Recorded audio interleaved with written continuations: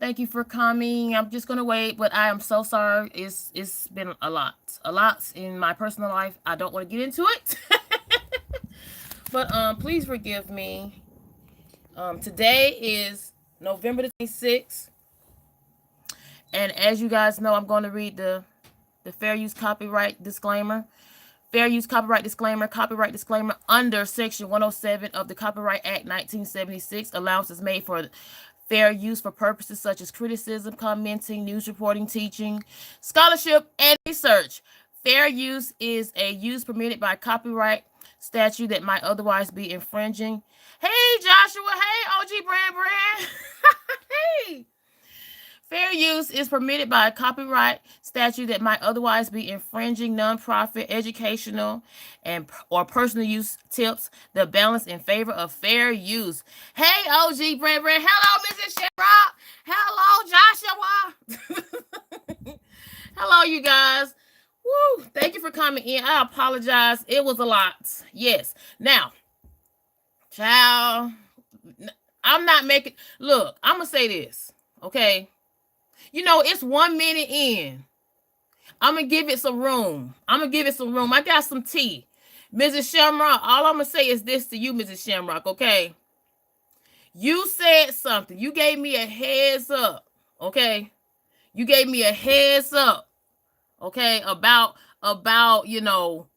being careful, watching out. I'm going to just leave it at that, okay?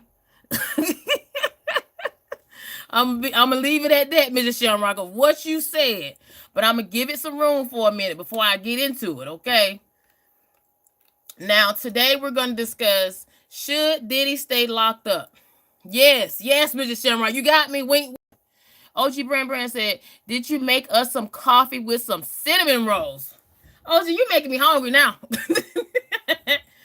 No, look, did you make me some? Now you're making me hungry. And thank you guys for coming in. I wanted to discuss, Friday was a wild day. Also, I want to discuss the hearing on Friday. Okay. I wanted to discuss, I don't know if you guys heard of this lady named Ashley Parham, as well as Justin. Let me make sure I say his name right. Justin Latosky. Have you guys heard of him? These are actual other people coming into this Diddy mess. Yes, this Diddy mess. Okay. Now I'm gonna stroll down, but we're gonna do a little refresh for the new people that's coming in. Okay, because we did discuss. Okay, we did discuss this lady. Her name is Precious Muir. Okay, she is another witness, possible witness, that, she did an interview in regards to things that she's witnessed at parties like Diddy parties. Okay, we're going to discuss that. Mrs. Shamrock says, Ashley, yes. Justin, no. Okay, I'm glad you said Justin, no. We're going to give it a little bit room on Justin. OG Brand says, I like to eat apples. Oh, apples and bananas. I like fruits too. Fruits are good. OG Brand says, politic, P. Diddy, he doing lap dance in jail. Heard he don't want to come home. Not heard he don't want to come home. Now, last live, I talked about Precious Muir. Then we talked about this gentleman right here. Okay, Jonanthan Oddi. Okay, and I'm going to play a little clip. Might give it a little bit, because I have to be nice at a certain time frame on YouTube. Now, I will say this. What happened on Friday was the most wildest day I've ever seen in my life. And people did not even catch it. People did not even catch it what happened Friday. Because Mr. Shamrock says, I think all these people coming out and making these statements have all given testimony to the grand jury. Now, I don't know, because this particular guy that I want to talk about, Justin, him, I don't know. I don't this particular guy right here, I'm kind of in the wind about him. This gentleman right here. Okay, this is when he was 6 years old. He is 30 years old. I'm just going to play a little clip. This is how he looks now. Okay, this is Justin. He is, I think, 30 years old. And this is how he looks now. This was recent, okay, October. He did an interview saying that Puff Daddy, aka Diddy, made him feel uncomfortable at 6 years old. Yes. Made him feel uncomfortable. Yes, this is a new one, okay? He said Diddy made him feel uncomfortable at 6 years old. He actually attended an all-white Diddy party, okay, at the age of 6. Why? Because his father, yes, you cannot make this up, ladies and gentlemen, because his father was an actual photographer at a Diddy party and at Diddy events. I'll say it that way. So basically, he went to a Diddy party with his parents at the age of 6 years old. And this was during the time, I guess, when it was like, the earlier stages in the 90s, because he's 30 years old. Yes. Yes. Now, I'm going to play a little clip of Mr. Justin Latosky, okay? And this is fair use. Fair use. In an uncomfortable way, close to areas that you shouldn't as a grown man. He recalls what he saw at the party. So I remember marijuana and topless women. That now I can't look. I had to cut it. Look, okay. Now you guys heard what he said. You guys heard what he said. Okay. Now this is Justin Latosky. Okay. Now look. All I'm gonna say is, how he gonna explain this? I don't know. Okay. Mrs. Shamrock says, how does he know what weed is at 6? Look, in the what, Miss Shamrock, I don't know.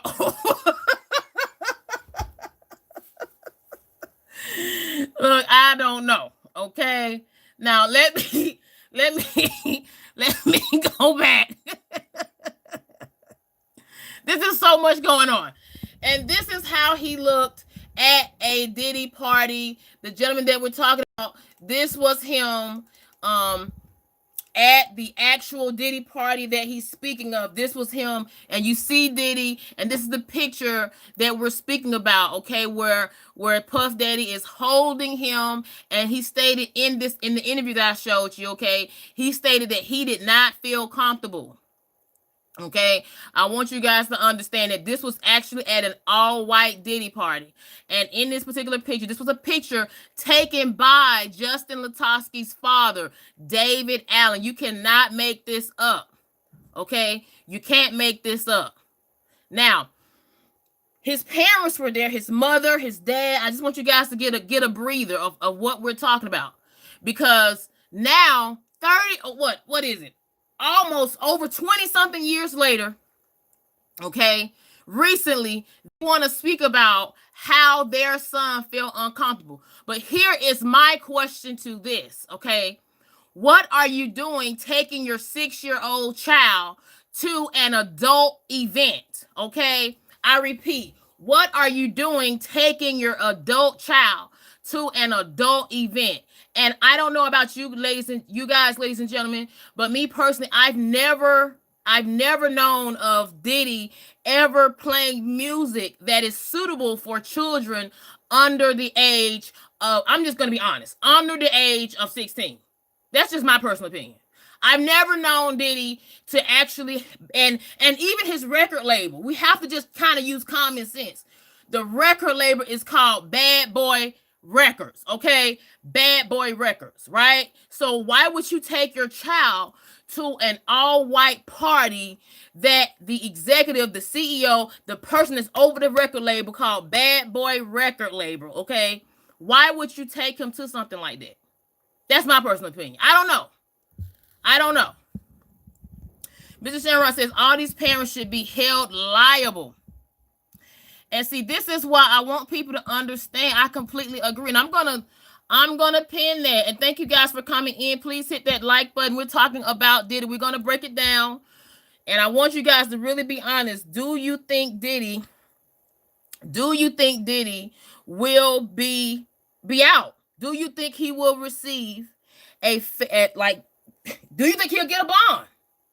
Do you think he will get a bond? And I want to make sure we're all on the same page, because Diddy is not the only one that has had these type of parties. Why? Because I spoke about it last live I was in, okay? I spoke about this, right? We talked about this. And I say this because if you guys can remember, I spoke about this beautiful lady right here. She did an interview, okay? Precious Mayor, she said, and she's a former Playboy bunny, okay? She was at a Diddy party. She went to events like this, okay? She went to events like this, but she said for her it was for networking, okay? And she couldn't say anything because she said in regards to Diddy, he can make your career or break your career with just the blink of an eye. All he had to do is just make that one phone call and ruin your whole career. Now, back to this particular boy we're talking about, right? This particular boy. And good morning, Narendra. Shout out to India. Good morning. Good morning. Hello, coach. You too. I love you too. Narendra says free Diddy. Free Diddy. Narendra, I'm gonna get you today. Now, ladies and gentlemen, okay, I want you guys to take this in, right? The particular guy we've talked about so much, but we're gonna break it down. Now, this particular person that you're looking at, this is when he was 6 years old. Okay, how he looks now, he is, I think, 30 or 31 years old. His name is Justin Latosky. Okay, and with him, he remembers the time. I'm just going to read it. This is all what I've typed. He remembers the time his parents took him to an all-white Diddy party back in July of 1999. Now, why am I talking about this? I'm talking about this because this particular gentleman, he too has popped out. He's came out. He's coming out the woodworks. And this is how he looks now. This is how he looks now. Okay? He's come out at the woodworks. Right? And I'm going to give this a room before I, play the video for YouTube purposes. YouTube guidelines. This is fair use. This is fair use. Okay, and this is how he looked back in 1999 at an all-white Diddy party. And according to him, he was there because his father was a photographer. He worked for Diddy. But according to his parents, they said they didn't know what was going to go on later on in this particular party. Now, this was in 1999. This was before on the back end, before Diddy had to implement special rules as far as children would have to leave the party at a certain time. This is all before that happened, okay? Now, with Justin Latosky, he comes in, like I said, July 1999, when he was just 6 years old. See, this is why you have to be careful when you do things, because you don't know if it's going to come back and bite you. Now, Latosky's parents, Maya Latosky, David Allen, they were invited to attend the party. Allen, like I stated, his father, David Allen, was a photographer at the time, snapping pictures of party guests and festivities at Diddy's function. Latosky, okay, Justin Latosky still can't forget what he saw at the age of 6. I want you guys to just think about that. Mr. Shamrock says, honestly, no. I think the judge took this time to look at everything and make a written decision to deny bail. The judge is covering, yes, for the appeal he knows will come. And see, a lot of people were saying that why is the judge taking so long from Friday to make a decision? Because today is Tuesday, and I thought, okay, that a decision was going to be made yesterday. Right? But look at all these things that keep coming out, right? Because now, just like I'm showing you guys, this gentleman named Justin Latosky, he's coming out saying that he personally witnessed Diddy, touching him. He didn't feel comfortable at this all-white Diddy party when he was 6 years old back in 1999. Why are people bringing stuff up all the way back to 1999? Right? I'm going to continue. Okay. He said, his mother had told Post there were bottles everywhere. Okay. And so type of women, okay, unclothed, I'll say it that way. And then she says, I wonder about how kids were allowed into the parties to begin with. Now, this is Justin Latosky's own mother saying this, and she was there. And then he even posed for a picture by Diddy. I don't look, and this is what he says. This is what he says about this picture when he was 6 years old. He says, and I quote, I don't look like I have a normal smile in the picture. Okay, saying that he didn't feel comfortable. Now, this is just one particular witness that I'm wondering, are they going to use him? Are they going to use him? And thank you guys for coming in. Please hit that like button. SD, thank you for coming in. I just get very passionate when I speak on things. Okay, especially when I speak on things such as this, because this is a very sensitive topic. Okay, and if you have been tuning in to the Diddy spectrum, okay, you too should be yelling. Why? Because of everything that has been going on, right? Because according to what's been going on, I hope you guys can understand the longevity of this. Okay, we're talking about witnesses, ladies and gentlemen, that go all the way back to 1991. Okay, I want you guys to think of that. We even have a witness, okay, according to attorney Tony Busby, that stated himself was 9 years old. And I quote, was 9 years old. And was a victim to Diddy. This is now look. Don't get mad at me. This is what these civil lawsuits are saying.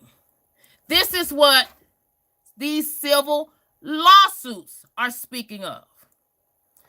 And thank you for coming in, SD. Mrs. Shamrock says, Narendra says, guys, hit that like button. Yes, please hit that like button. Narendra says, Diddy was active in 1999. Yes. He was hosting parties even back then. Yes. Yes. And Mrs. Shamrock says, the judge can't look at that as evidence, though. He cannot consider allegations not presented to decide the bail. And see, this is why I'm wondering, why are people coming out? And I want to ask, and this is another thing, with this particular hearing that happened Friday. See, you guys don't even see, when I look at things like this, I stroll back up. When I look at things like this family, okay, this is some of the family members that attended the hearing. Friday. Okay, you had the twins. You had Chance. She hasn't been too long, turned 18. The twin girls, they are 17. You have Quincy standing there looking like a spicy vanilla mocha latte this morning, looking really good, But he's not Diddy's biological son. Okay, but one thing I noticed about Quincy, he always stand 10 toes down, supporting the family. Okay. Yes, Mrs. Shamrock says Quincy's looking like an LB Short. Quincy, you know what? Quincy is looking better than an LB Short. But you know what? We're gonna get back on track. I'm sorry, you guys. Okay, that's just the woman in me. I apologize. Hit that like button. This is Politic Ground. Okay, I don't know who this is. I was trying to see who this lady is. Can anybody in the live, thank you guys for coming in. Can anybody tell me who is this woman? Mrs. Shamrock, I know you should know. Can anybody tell me? Because I was really trying to figure that out. And the picture that you're looking at, this is how the Combs family came in to support Diddy. Okay, Friday. This is how they came in to support Diddy. And it was not only them. Now, you are so wrong. No, that is not Misha Hilton, Mrs. Shamrock. Misha Hilton, unfortunately, has not attended not one Diddy court hearing, not one. Okay, and I'm gonna talk about Misha Hilton next live on why she has not attended not one. Okay, I repeat, not one. Now, the reason I say this was a very wild event, because who also attended this hearing, not only this made headlines, and I was trying to look for her, but it was notated in the courtroom that the twins are being watched by Kim Porter's best friend since she passed away. And also because Diddy has been incarcerated. And ever since Diddy has been incarcerated, he had to give temporary custody to Kim Porter's best friend. Okay? Now, I want people to understand. I'm trying to understand why did the custody have to go to Kim Porter's best friend? So there's nobody, and people don't understand this. When it comes down to Diddy, Diddy has a sister named Keisha Combs. Okay? Diddy's not the only child. He's not the only child. So my question is, why did the twins have to go to Kim Porter's best friend since Diddy has been locked up? Jacob says, it's 7:30 in the morning. Stop yelling at AB. And good morning. Thank you guys for coming in. Charles Dickens says, looks like one of the Obama girls. Whoa, Charles, now don't be disrespectful. Whoa. Hello, Art of War. Hello, good morning. Art of War says, good morning, news lady. Good morning, you guys. Thank you for coming in. Now, Richard, I'm going to get you. You know darn well that is not no Kamala Harris. You trying to start trouble. Let me scroll down. Richard, you know good and well this is not no Kamala Harris. And it's not Oprah. Now, Richard, you are wrong for that. And Mr. Shamrock says the girls would have had a say in where they went. Exactly. And see, I'm trying to figure out. Now, we're going to talk about, the things that went on Friday. It was a very spectacle moment. And before we talk about that, I also want to show this key woman right here. She was also at the hearing for the first time. And this woman that you're seeing right here is Sarah Chapman. That is Chance Combs, the girl that is around the same age. She just turned 18. She's the sibling to the twins, okay? Okay, and she's half sister. But with Sarah Chapman, it made headlines because she, quote unquote, allegedly was cheating. She was the other woman. She was best friends to Kim Porter. And both Kim Porter and her got pregnant at the same time by, who are we talking about? Diddy. Okay? We're talking about this person, Diddy. And let me spread this so you guys can see what I'm talking about. Now, Sarah Chapman, she ended up getting pregnant around the same time as her best friend, Kim Porter, who passed away. And that is how you end up having, the twins, Delia and Jesse Combs, and then on her end, her daughter, Chance Combs. Now, the pictures that you're looking at right here, it might sound a little petty, okay? But I want you guys to kind of understand why I looked at this like, whoa, what's going on? These two pictures are the same people. This was Sarah Chapman in the 90s. Who was she laying by? Tupac. Tupac Shakur. She is allegedly the ex-girlfriend to Tupac Shakur. And then this picture down here, this is in the 2000s. She's sitting by Diddy. Okay? I want you guys to kind of think about all this, what's going on. And I'm going to tell you why I put this together. Hello, Wellness with Frugal Mama. Thank you for coming in. And I'm going to actually, thank you for coming in. And the Richard says, I am confused. I thought Diddy was into young guys. That was shade. Hello, guys. Thank you for coming in. Now, I'm going to play some things for you guys. And yes, thank you for coming in. Thank you for coming in, Wellness with Frugal Mama. Thank you for coming in. Handyman says they all guilty. Yes, they are all guilty. Now, why do you say that, Handyman? Say it with your chest. Now, I'm going to read some little notes that I took in regards to this hearing that was held Friday, okay? And this is the judge everybody is depending on, okay? When I say everybody's depending on, right?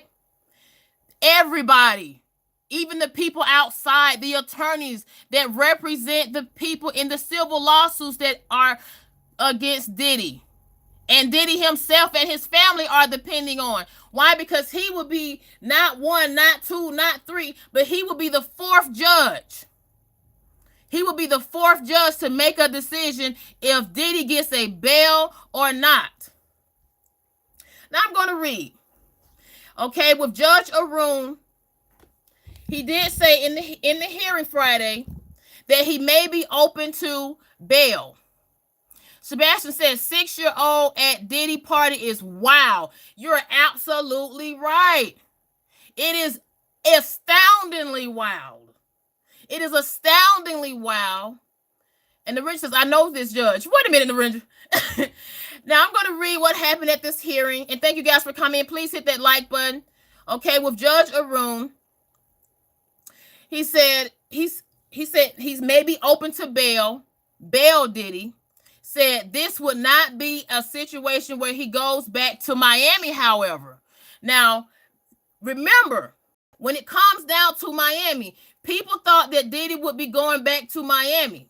But I want people to understand, with the home in Miami, that was one of the homes that was raided back in March. And if we can remember, I'm going to show it.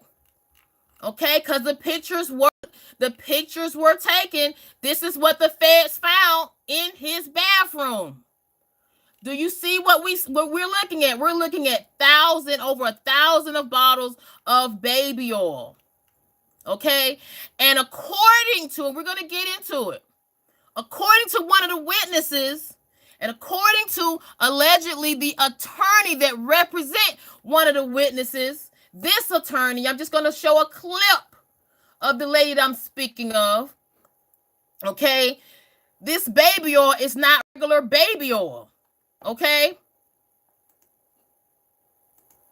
this baby oil, according to her, this particular attorney, her name is Ariel Mitchell. She's representing a number of clients that are witnesses and accusers against Diddy. Okay, she's representing 2 that's in the present, and one of them is going to be a key witness in the trial May the 5th, 2025. So she's not playing no games. You want to know how I know she's not playing no games? This attorney right here. Let me tell you how I know she's not playing no game. Let's play it. Let's play it. Let's play what this attorney Ariel Mitchell had to say if Diddy gets out this week. Let's play it. Well, I've been making a lot of noise. I've been making noise about Diddy since 2021. He's been trying to silence me for years now. So now I'm sure he's feeling, if anybody's feeling the pressure, I'm sure it's him. Are you nervous at all? No, I keep 2 straps on me. I make sure, and I have God protecting me. I'm not. Did you hear what she just said? Did you, ladies and gentlemen, hear what she just said? Now, this is why I said Friday. And this interview that you're looking at, this interview was the response. This interview was the response of the actual hearing Friday. And I want you guys to understand this. With Ariel Mitchell, she's not playing games. And she let it be known, I'm here in Florida. I sure am. I sure am. And I have 2 of them, and I'm ready. That's what she said. Okay? And thank you guys for coming in. We are here to talk about this Diddy. Okay? And I'm going to play her. I'm going to play her in a minute again. Okay? And this is fair use. This is fair use. Now, look at what they found in Miami. Okay, allegedly. These are one of the homes because they raided back in March. They raided the homes in Miami and Los Angeles. And in one of the homes, they found over 1,000 bottles of baby oil. Okay? 1,000 bottles of baby oil. And I want you guys to understand, all this is not just a coincidence. It's not. And this is why the prosecutors are trying to insinuate that all this that you've been seeing of the families going to the Diddy's family going to the court hearing is they're trying to make it seem like this is just a PR stunt. This is another one of Diddy's PR stunts. Okay? Because of all what's been going on. How do we know? With this lady, attorney, she said it herself. Ariel Mitchell, she said it. She said, if Diddy gets out, I will have 2 pops ready. That's what she said. And God would be by my side. Because she's currently representing 2 clients. And one of the clients was received a subpoena to attend a grand jury hearing not too long ago. Why? Because Courtney Burgess, he will have to actually go to court and be one of the witnesses in the actual trial May the 5th of next year. And thank you guys for coming in. Now I'm going to get back to what all happened at this hearing Friday. And please hit that like button. Okay, now what are the conditions? What was discussed at this hearing? Turns out Diddy will be staying if Judge Arun grants him this bail, Diddy will reside in an Upper East Side apartment in New York. Okay, and according to the reports, okay, the conditions will be more stricter than what was offered in the Metropolitan Detention Center itself, where he is currently being held at. Prosecutors objected to the defense request to offer bail, of course.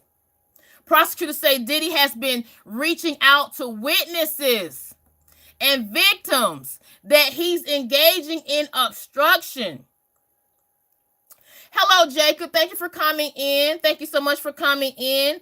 Takesha says, peace and blessings, Queen. Same here, Takesha. Thank you for coming in.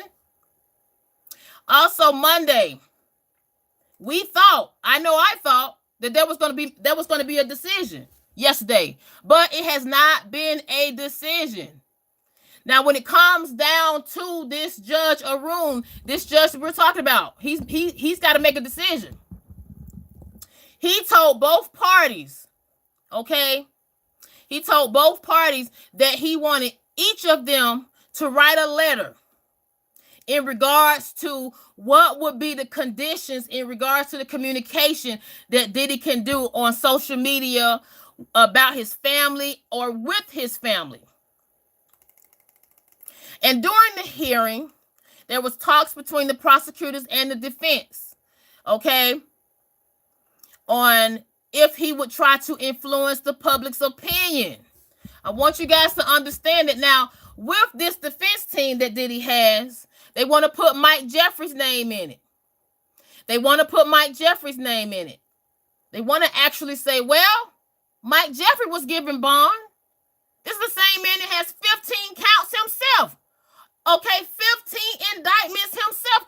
Quite similar to the matters that's going on with Diddy. But the only difference is that Mike Jeffries, he messed with all men. Okay? Just being honest. Now, when it comes down to Mike Jeffries, okay, he was given a $10 million bond. Diddy can't even get out with $50 million bond. This is going to be his fourth attempt. Okay, Diddy has been denied 3 times and has even proposed $50 million. Okay, and then with special conditions. 24/7 private security of minimum security guards. I'm going to highlight this on why I said that I personally think it's going to be a problem. I think his attorneys mentioning this as far as having security guards, that's not going to fly. And Mr. Shamrock says the judge is smart. He's trying to see if there's any way to allow him bail because that is the law. So he is asking for all details. Exactly. He's asking for all details. But see, this is my whole thing right here, though. Is this going to hurt when they mention this? Minimum of 3 security guards, 24/7, being part of the special conditions? Because I have a witness. We're gonna talk about this witness. This witness that's being represented. Mr. Chris, you can say whatever you want. This is my material. This is my work, okay? And as part of YouTube guidelines, we have to follow the policies. And yes, thank you guys for coming in. Everything that you're looking at, this is what I have. This is my work. This is what I do. This is what we talk about, okay? And thank you guys for coming in. Now, I state the 3 security guards is going to be a problem. Why? Because one of the witnesses have stated that security guards are also quote-unquote facilitators in what's been going on. Now, as part of the special conditions that was discussed, in addition to the 24/7 security guards, Diddy will not have any access to any internet, phone, and can only communicate and have conversations with attorneys and limited selection of visitors. Also, what was discussed during the hearing, okay? Whether or not Diddy will get out before Thanksgiving. Thanksgiving is just some days away, ladies and gentlemen, days away. Now, in this particular courtroom, this was very different than the emergency hearing that was held that Tuesday. Okay, we have to understand there was an emergency hearing. There was 2 hearings last week. You had your emergency court hearing, and that is when none of the family members attended. Okay, but it was just because everybody's doing their own thing. And this particular beautiful daughter right here, Chance Combs, she's in college. The twins, they're still in high school. Everybody has their own lives. So I can understand why they didn't attend the first hearing, the emergency hearing. Why? Because why was there an emergency hearing? There was an emergency hearing because of what happened in Diddy's cell unit. They raided his cell. They took pictures of his notebook. Okay? They took pictures of his notebook, the notebook that was so allegedly titled Things to Do. And the prosecutors tried to insinuate that this notebook was proof that Diddy has been doing illegal activities in the cell. Okay? In the cell. He's been doing illegal activities as paying off not 1, not 2, but 8 inmates. I repeat, 8 inmates. Right? I want people to understand that. Now, how is this all coming about? Because this was Diddy, according to his attorneys, they said Diddy's amendments was broken. His 4th Amendment, his 5th Amendment, and his 6th Amendment. They were broken when they did that emergency, quote unquote, hearing. This is what they spoke about. They spoke about how Diddy's cell was raided, and they took away a lot of things. And before they took away a lot of things, they took pictures of what was in his notebook.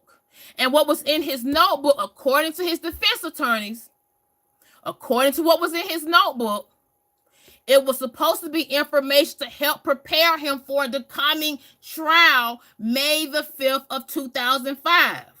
Okay? But according to the prosecutors, they say, no, that was not in that notebook.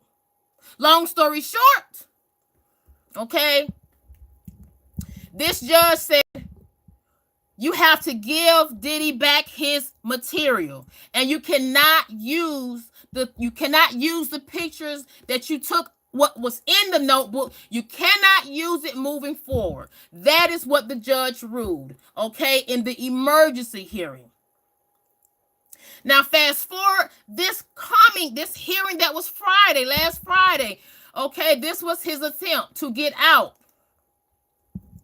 okay, and what was the difference? Also, where they were in, the courtroom they were in. The courtroom they were in, okay, during the emergency hearing, it was smaller. The courtroom they were in back in October, it was smaller. But the courtroom that they were in Friday, according to what was said, okay, because it was pre-scheduled, they said it was larger. It held more room for reporters, the public, as well as family members. And then also, they said Diddy's family came in holding hands. Okay, and who all was there? You had the daughters, you had everybody there. I'll say it this way. You had everybody there except Misha, the mother to Justin Combs, except the 2-year-old daughter named Love, except the other baby mama, the mother to the 2-year-old, okay? These are the only people that didn't come. So everybody who came was Janice Combs, Diddy's mother, okay? You had the twins. You had Chance. You had Justin. You had Christian Combs. Okay? And hello, Meta. Okay? What a name. Hello, Meta. Thank you for coming in. Now, I want to break it down. When it comes down to all these people that came in, the prosecutors are saying, whoa. This is another PR stunt. This is another PR stunt. Why? Because that is the argument that they used the last time. That is the argument they used. They said that Diddy is using his own family to coerce the public to make it seem like he is in a better light. Okay, that he is innocent, and also to coerce the possible jury pool. So I want to highlight this. Diddy's family came in holding hands. Also, all Diddy's family was there. Like I said, who wasn't there, okay? Christian Combs, Janice Combs, Chance Combs, Delia and Jesse the twins, Quincy Combs, and Justin Combs. Also, Kim Porter's friend, LaWanda Lane, attended the hearing. And she is the person, I want to highlight it, she is the person that was awarded alleged the temporary custody to the twins since Diddy was incarcerated since September the 16th, okay, of this year. The hearing was different this time. Why? I told you why. I told you why. The size of the courtroom, the location of the courtroom, and I want to mention this. Okay? Back in October, okay, Back in October, people were talking more, okay? And even with Diddy back in October, the October's hearing, Diddy came in, he looked at everybody in the gallery. He looked at everybody in the courtroom. He was smiles. But this time, back on Friday, gonna highlight it. The hearing Friday was filled with sounds of whispers. Whispers. Okay? Lasted 2 hours. And with Diddy, how did he appear Friday, they say? When he walked in, instead of him looking at everybody as he did before, he only looked at his family. And he only looked at his attorneys. He gave all of them hugs when he came in. He came in wearing khaki. Okay? And thank you guys for coming in. Please hit that like button. Ned says, Diddy going to prison for life. Oh, no. Ned. I should have done a poll today. Ned. Lashida, thank you for coming in. Lashida says, I hope he goes Oddi for life. Whoa. And Mrs. Shamrock, not you too. Mrs. Shamrock says, Ned, we can only hope. I'm sorry for laughing, but I'm laughing at the comments. I appreciate you guys coming in. Please keep the comments, okay? Because I'm really wondering who does anybody want Diddy to come out? Does anybody want Diddy to be free? Does anybody want him to be free? Okay, now back to how everything happened in this hearing Friday. Okay.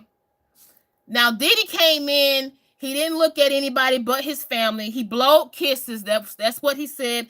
And he mouthed the words of, I love you. Okay.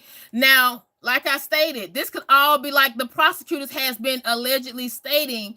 This could all be a what? PR stunt.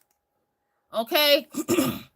And excuse the typo. This is my work. Okay. This is everything that you're looking at, ladies and gentlemen.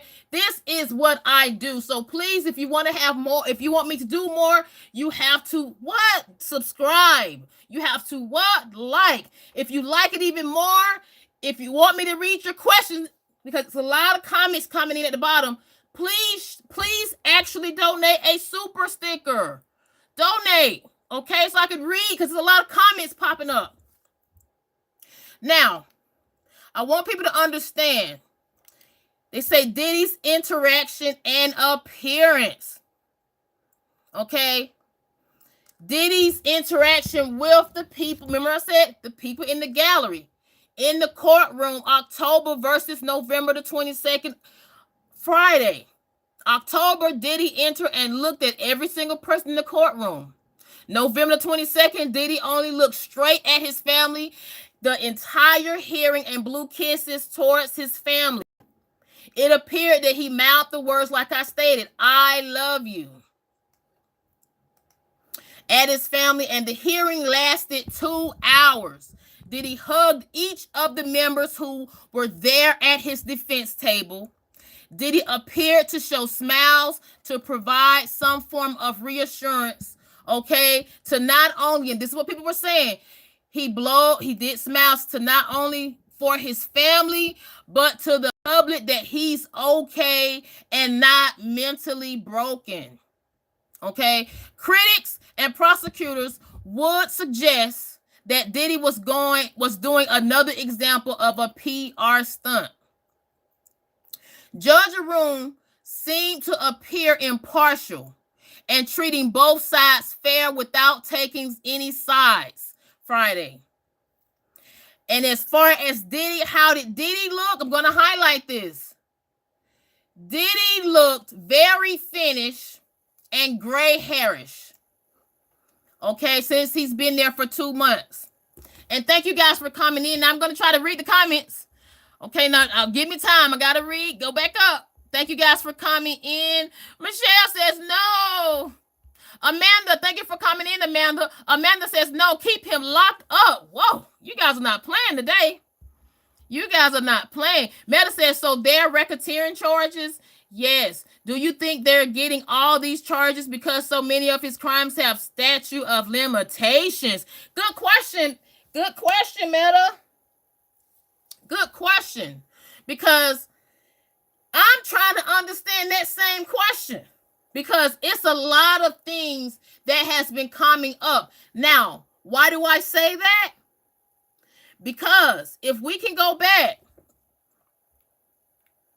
okay, I'm going to actually show it to you guys. If we can go back to this particular gentleman, his name is Courtney Burgess, okay? I'm going to slide it back over.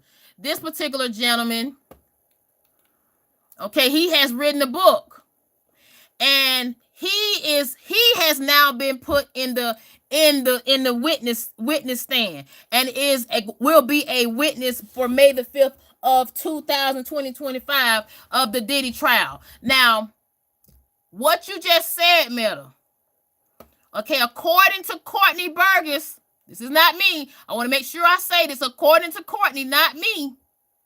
Okay, he wrote a book called Tell It All, Kim Porter, Tell It All, by his alias book name, author name, Jamal Millwood.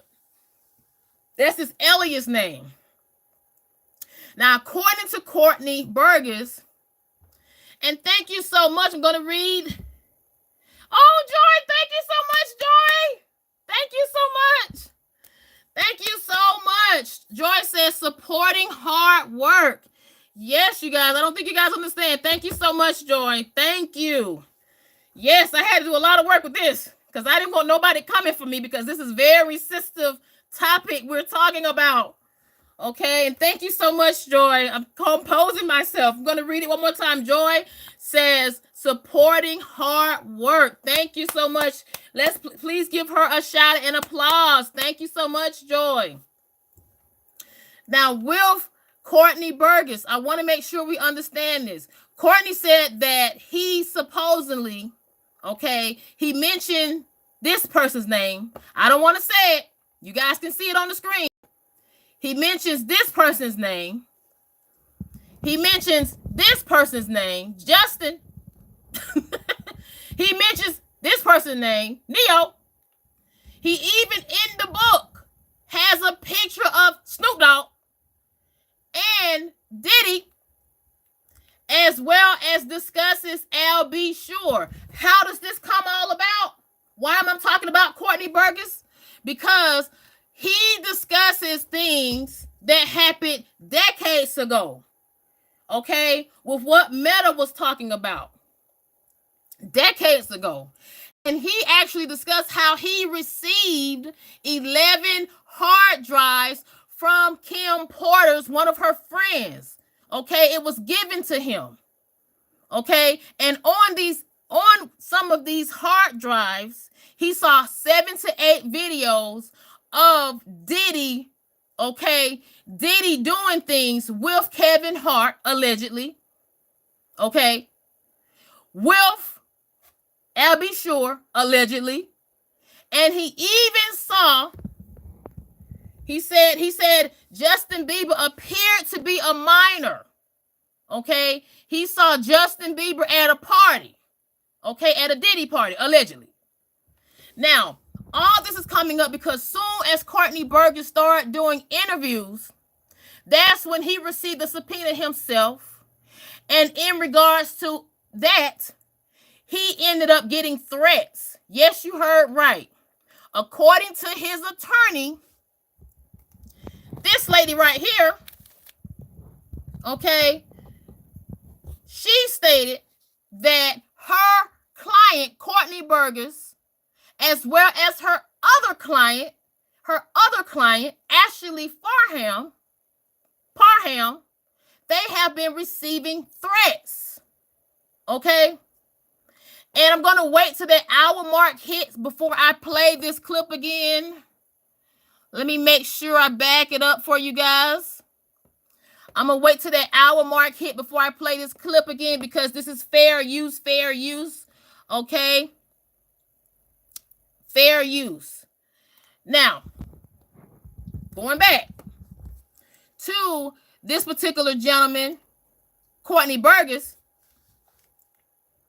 he mentioned, I'm just giving you guys a brief heads up. Courtney Burgess, he stated that he has not received any money from the book that he wrote from the 11 drives that he was given, okay, by one of Kim Porter's friends. Okay, he received it, right? And so much to the point that the book that is out now, it's not even called this. It is under another person's name. And he had to get a lawyer because the book has sold over 1 million copies. It was put on Amazon. And because of all these names that's being mentioned, okay, somebody, I don't know who, and according to Courtney Burgess and his attorney, they don't know whom just yet, right? But somebody ended up causing the book to be pulled from Amazon. And when the book was pulled from Amazon, it had already made 1 million, sold 1 million, okay, copies. Or should I say made $1 million. And then when it was pulled, somebody put the book back up, one book, and auctioned it up for $5,000. Okay? So just think about it. Now, in Courtney Burgess case, this gentleman that we're talking about, he's like, wait a minute. This book that I'm not making any money off of, it's under another man's name. They have made over $1 million off of this book. Then to top it all off, Amazon pulls it twice. Now I'm getting threats. And on top of that, I'll be sure sent down a cease and desist letter against me. And on top of that, somebody put the book back up on Amazon, up for auction, and it sold, one book sold for $5,000. So now he's in a mess. Why is he in a mess? Because he's not making no money, and on top of that, according to him, okay, he has been getting threats. Not only did he get threats, after he's been getting interviews, okay, he's been giving interviews, it's gotten to the point where they raided his place. Yes, you heard right.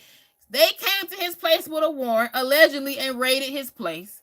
And allegedly, he took a picture of when they subpoenaed him to attend the grand jury hearing last month.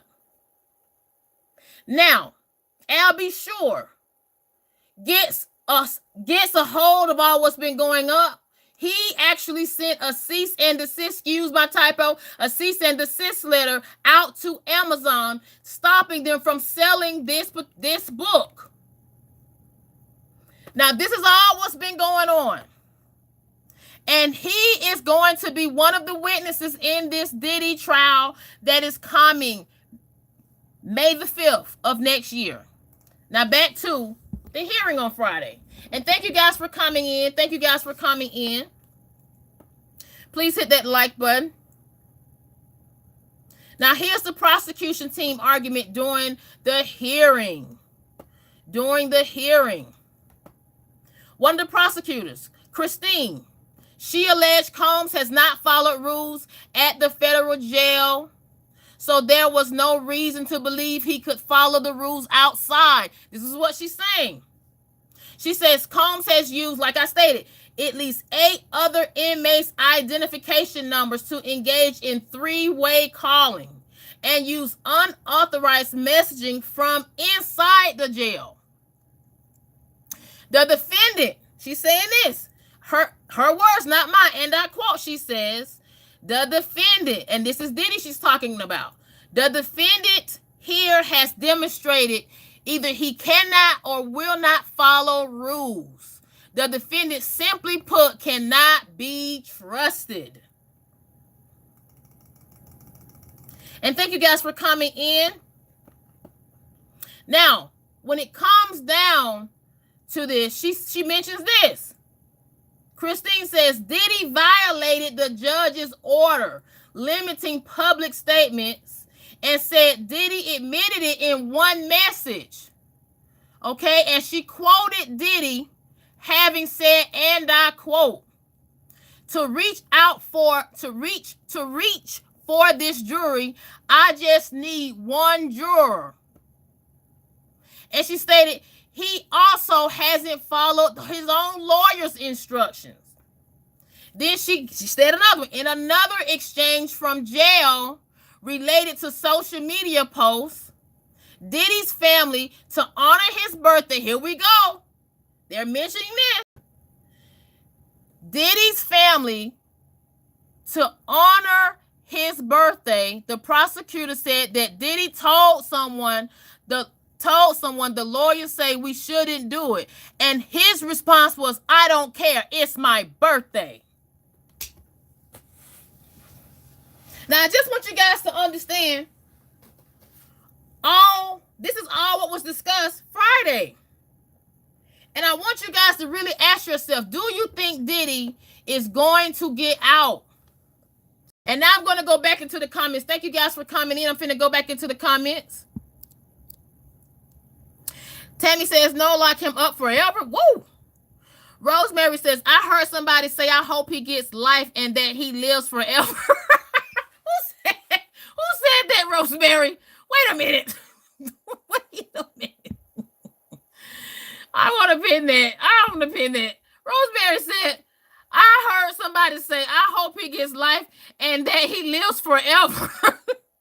Trey says, lock him down and keep him down. Mr. Shamrock says, Meta, that RICO charge allows them to consider behavior outside the statute of limitations.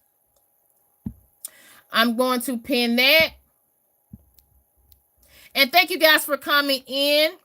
Meta says, come on, guys. If you can't donate, double click the screen so she gets a like and sub. Free way to support. Exactly. Thank you so much, Meta.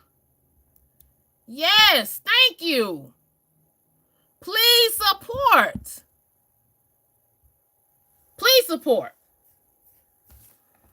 And thank you guys for coming in. You can either hit that like button. Please hit that like button. You can subscribe to the page. We're talking about Diddy.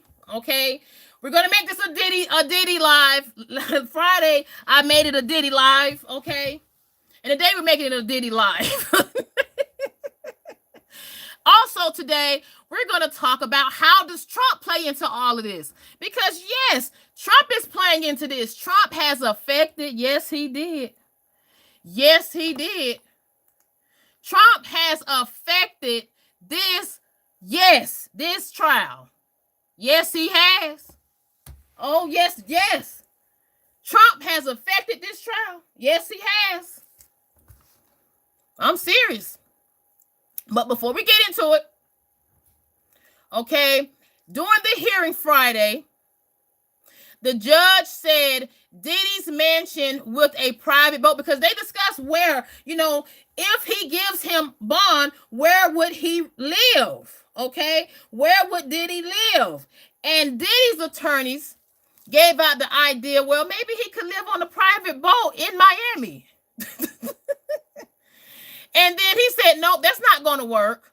That's not going to work. Okay. And then Diddy's attorney, Mark, the lead attorney of his dream team, Mark Agnifilo, okay, countered that Diddy has a three-bedroom apartment. And this three-bedroom apartment is on the Upper East Side of New York. So that is where Diddy would reside. Okay, it would be at an Upper East Side apartment in New York. Now, the defense attorney team, their argument was why they feel Diddy should not get bond. And of course, look at what they mentioned. Look at what they mentioned. They mentioned the infamous, and they was going to mention it. They mentioned the infamous quote-unquote hotel surveillance video. And you guys know the video that they showed. I got to show the clip. I got to show the infamous quote-unquote clip. This is the video that they mentioned. of Diddy running behind Cassie. Okay. This is the infamous video. Okay. That's one of the arguments they had Friday at the hearing for Diddy to get out. Okay. The next argument, the attorneys for Diddy, they claimed the prosecutors. This was their argument. And this is what I want to talk about too. They said, and I can't believe they even used this. I can't believe they even used this as an argument. Diddy's attorneys claimed the prosecutors altered the video. Come on now. Come on now. I'm going to play this video again. Diddy's attorneys are going to say that video that I just showed you guys, I'm going to play it again, that it was quote unquote altered. This video of Diddy running down the hall in a towel, okay, following Cassie, they're going to sit there and say this video that has been going all over the place, they're going to argue that this video was altered. And Diddy's attorney said they introduced this to court, okay, to attack of Diddy attacking, quote unquote, Cassie, his then girlfriend. Okay, and this happened March 2016. And they're going to sit there and say that surveillance video, that was an altered video. Next, what was the prosecutor's response? Christine, one of the prosecutors, she said the cell phone footage shows the exact same thing as the CNN video. And she says, I don't think there is a discrepancy in what both videos show. So she basically saying like they both say the same thing, right? And they're both showing. And then she says it wasn't edited when he did those things to her, as you can see. I'm not going to say it because of YouTube purposes. Okay, but you guys can read what I typed. Okay, but I can't say it because of YouTube purposes. Strolling down. Now, when it comes down to all what's going on, the judge, he comes in, he intervenes, and he speaks on it. Okay? Now, he's trying to be fair. The judge interrupts and says the same thing. He was like, but there was dragging. There was dragging. There was, you know what, and you know what. He was like, that wasn't edited out. He was like, did that get edited too? Like, he's saying the same thing. Now, the prosecutor says this is a case about violence. The defendant has engaged in physical, and emotional abuse of his romantic partners for years. This was her statement. Okay? Now, let's get to the nitty-gritty. And thank you guys for coming in. Now we're going to get to the nitty-gritty. Okay? And this lady that I'm showing you right here, this is Courtney Burgess' attorney, Ariel Mitchelle. Okay? She represents clients that are alleged to be victims to Diddy in civil cases. This lady right here. Okay? She states all of her clients are apprehensive of Diddy getting out of jail. And she's sure that the court will remain with the previous decisions prior. She feels that Judge Arun will stick with no bond. Okay? Will stick with no bond that the last, how many? Three judges prior to him had said no bond. Okay? Now, I want to make sure we understand that on the same level, okay, even though the last three judges, they denied bond, Judge Arun and Ms. Shamrock, she said it best. He has to not show that he's biased. He has to not show, and that is also what the attorney Ariel Mitchelle feels why the judge is waiting so long. Because he could have made that decision Friday. Now, when it comes to Ariel Mitchell, the attorney that represents clients that say that they were victims to Diddy, she feels that the current judge is only making the decision later until this week to not appear biased and remain impartial to the public's eye. She feels the judge will keep Diddy locked up, just like all you guys been saying in this chat. She's saying the same thing, and excuse my typo. She feels the judge will keep Diddy locked up. And thank you guys for coming in. Please hit that like button. And she also says she has confidence. She has confidence in the federal courts and the world. And she also says there has been threats online towards Courtney Burgess as well as Mrs. Ashley Parham. And that's what I want to talk about. I'm going to talk about her. Now, we're at that hour. I think I can play that clip one more time in regards to this attorney, what her remarks were Friday, her response to Friday's hearing when she was asked, is she afraid? Does she feel any pressure on herself? Because her law firm is in Florida. I think it's in Florida. Okay. And I'm going to play a quick clip, and this is fair use. Okay. I'm going to play a quick clip.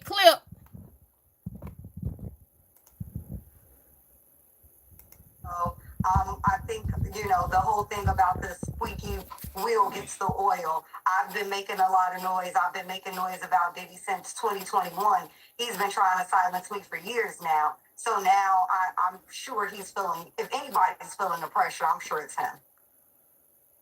Are you nervous at all? No, I keep 2 straps on me. I make sure, and I have God protecting me. I'm not scared. As long as he's behind bars, I will say if he does get out, I am grateful to hear that the judge. Now, you heard what she said. She's not playing. She's not playing. And the lady I just played, that was this lady right here. She is the attorney to 2 clients now, recently, okay, in civil lawsuits right now. And one of her clients will be a witness in the actual federal case. Okay, May the 5th of 2025. His name is Courtney Burgess. Now, when it comes down to her client named Ashley, we're going to talk about Miss Ashley Parham. Okay, she's suing Diddy. Okay, as well as Diddy's former chief of staff. Okay, Christina Coram. I have it highlighted. And several other defendants. And she's seeking, ladies and gentlemen, you can't make this up. I gotta make this large. I wish I had 50 million. She is suing Diddy. I gotta blow it up. I have to blow it up. She is suing Diddy for $50 million in damages and a jury trial. She's requesting this to be. Okay. I guess she says, okay, I'm just speaking now. This is my opinion. Okay, this is no shade. But she says, if you paid Cassie 30, pay me 50. If you paid Cassie, because Cassie put in a lawsuit, remember, she gave Diddy 24 hours. Diddy's ex-girlfriend. And the lady that I'm talking about is this lady right here. I'm going to stroll up. This lady that I'm talking about, Diddy's ex-girlfriend, Cassie Ventura, right? She put in her lawsuit, she gave Diddy 24 hours to pay her $30 million. That's what was requested. Now, the lawsuit was settled. He did pay her, but it was not disclosed how much he paid her. But her request was $30 million. So we don't know how much he gave her, right? Because he was in an almost 10-year relationship with this person right here, Cassie. Oh, also I want people to know, Cassie, who she married to? She's married now to Diddy's former personal trainer.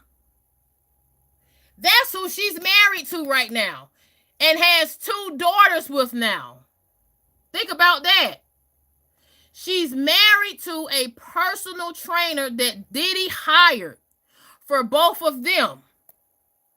And now he's with her. And they have 2 girls. So that right there should tell you what she wanted. Right? I think Cassie wanted to be married to Diddy. She just wanted to be a wife. Why? Because look what she did. She married his personal trainer. Moving forward.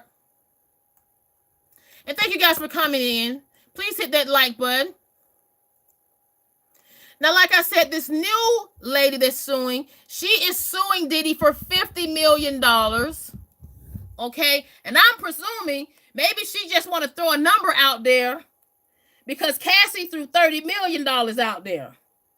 But the difference is, okay, Ashley Parham was not Diddy's girlfriend. Ashley Parham was not Diddy's ex-girlfriend. Ashley Parham, let's break it down who she was. We're going to break it down a little bit with her in a minute. We're going to break it down in due time. But when it comes down to Ashley Parham's attorney, who's currently representing, who stated, and I quote, she doesn't feel any pressure. She has 2 pops with her at all times. And she has God on her side. So she doesn't have any fear. Okay? And according to this attorney, she said that Courtney Burgess, as well as Ashley Parham, they have been receiving threats online, on Instagram. And she says they are currently investigating online threats to her clients under quote-unquote burner accounts under Instagram. Okay? Mitchell also stated her law firm is trying to get law enforcement to start the process of getting subpoenas. This is why I say you have to be careful what you say, ladies and gentlemen, because now she says she's getting subpoenas to determine the IP address of the threats. And I want to make sure I highlight this to let people know, please do not try to threaten people. Do not try to threaten any of these quote-unquote accusers and victims. Please let them be, right? Do not harass them. Do not bother them. Because look what she said. Look at this attorney. She said they are already working on getting subpoenas to determine the IP addresses. So they're already in the processes. They will find you. Try it if you want to. Okay? Also, she stated that on the pressure, as far as her clients, they do feel some pressure because of those threats. And she also mentioned a gag order. I want to make sure I highlight that. With Diddy's attorney, Mark Agnifilo, has put out a gag order against her client, Courtney Burgess. Okay? And she stated she says her clients, like I stated, feels pressure every day. Okay? Their lives have been affected because of the talking about these allegations. She says because her clients have been talking about these allegations, she says their lives have been affected, right? Courtney's life, this gentleman right here, his life has been affected because he's been doing all these interviews. She also states that what her clients say is not only life-threatening, but potentially it can be used against them. And it has. Because remember what I just stated, Courtney Burgess, her client, he has already been implemented into being one of the witnesses, one of the leading witnesses for this trial that will be in May of 2025. Also, I forgot to mention this. His sons. You can't make this up, ladies and gentlemen. His own sons, they have put out a gag order. Yes.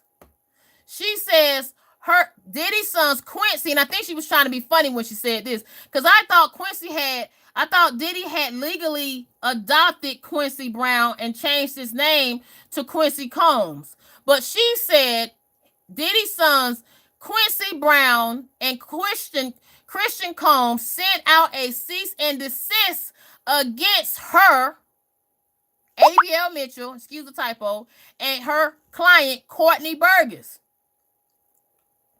And she says the letter mentions the daughters, but not by name. And it only mentions Quincy and Christian because they are the sons to Kim Porter. Now, remember, when it comes down to, I think she mentioned it because, remember, her client, Courtney Burgess, is the one that has ownership to the 11 hard drives that were allegedly their mother's, Kim Porter. And we also got to remember, Kim Porter allegedly was working on a book, right, before she passed. But somehow, after she passed, this book has not been seen or heard at all. And Courtney Burgess was allegedly given these 11 hard drives by Kim Porter's friend, okay? Now, I want to make sure we're all on the same page. Thank you guys for coming in. Now I'm going to read the comments. Mr. G says, Diddy actually wasn't the worst. Remember, there's a list of people that used him for entertainment provided. He actually, the fall guy. I'm going to highlight what you said. I'm going to pin it. I got to pin it, Mr. G. Thank you, Mr. G. I got to pin it. Takesha says, slam his tail. Joel says, he's a child. I can't say that. P. He's not in solitary. Money is truly the root of all evil. What the heck? They are worried about his mental state. What about his victims? That's what Joel said in the comments. Mrs. Shamrock says, so agree. Yes, I agree. That's why I pinned it. Kenneth says, make Diddy talk first. How are we going to make him talk, Kenneth? Trey says, just go to Usher or Bieber. Ooh, Trey. Trey is coming. Trey is coming hard. Daniel says, wait until tariffs hit and prices of everything go through the roof for real. And Daniel, I'm glad you mentioned that because when it comes down to, like I stated, Trump has affected this trial. Trump has. I'll talk about it before the live end. I'll tell you how Trump has personally put his hands on this trial. Mrs. Shamrock says, Courtney Burgess gives me the I don't know for some reason. He seems sketchy. And I'm going to pin that. And I really do feel that he is giving sketchy vibes, as they say. And thank you guys for coming in. Please hit that like button. Please hit that like button. Please subscribe. Please, if you would like to share, support the channel. Like I said, hit that like button. Please subscribe. And last but not least, if you want to be an extra supporter, you can support the channel with a super sticker. Okay? It would be much appreciated. And thank you, Joy, for the donation. Now, I'm going to move forward with the attorney that we're talking about. This lady right here, Ariel Mitchell. Okay? She said she feels that the letter that Quincy Combs and Christian Combs, they sent out a cease and desist letter. She feels the letter was orchestrated by Diddy because he's the one, according to her, is playing the cards even in jail. And remember, that is what the prosecutors are saying. That's what their argument was, right? And she said that in her response to the hearing on Friday.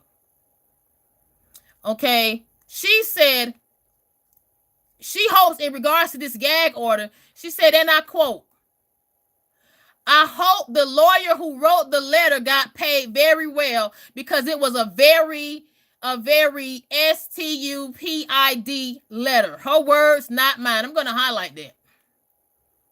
She stated the letter said the son had copyright ownership. And Burgess, her client, okay, he has copyright. He currently has copyright. Why? Because according to her, he received that copyright. Why? Because it was given to him. He received it, okay, before Kim Porter had passed away. Now, this is what she's saying.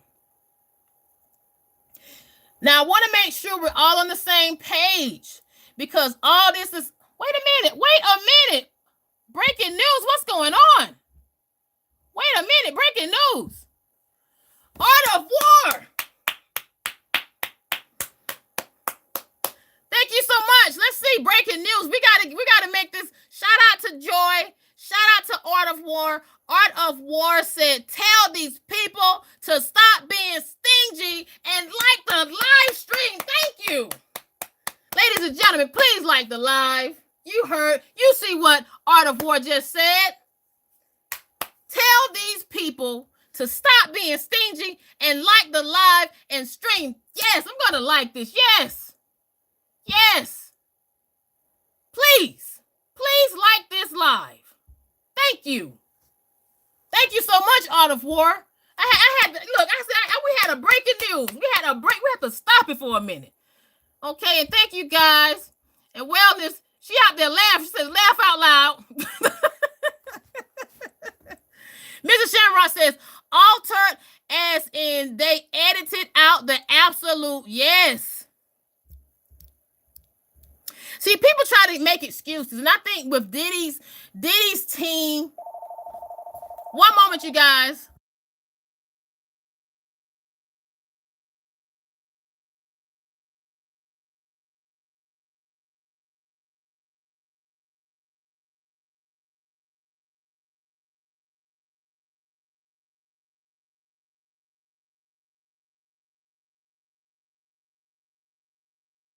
Hello, you guys. Sorry about that.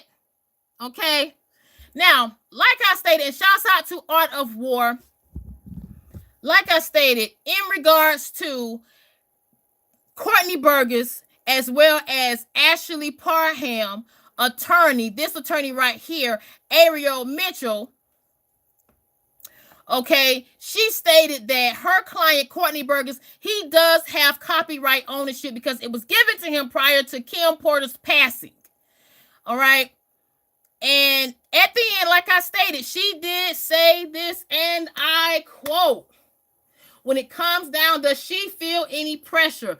Her words were, and I quote, I keep 2 STRAPS on me and make sure I have God behind me.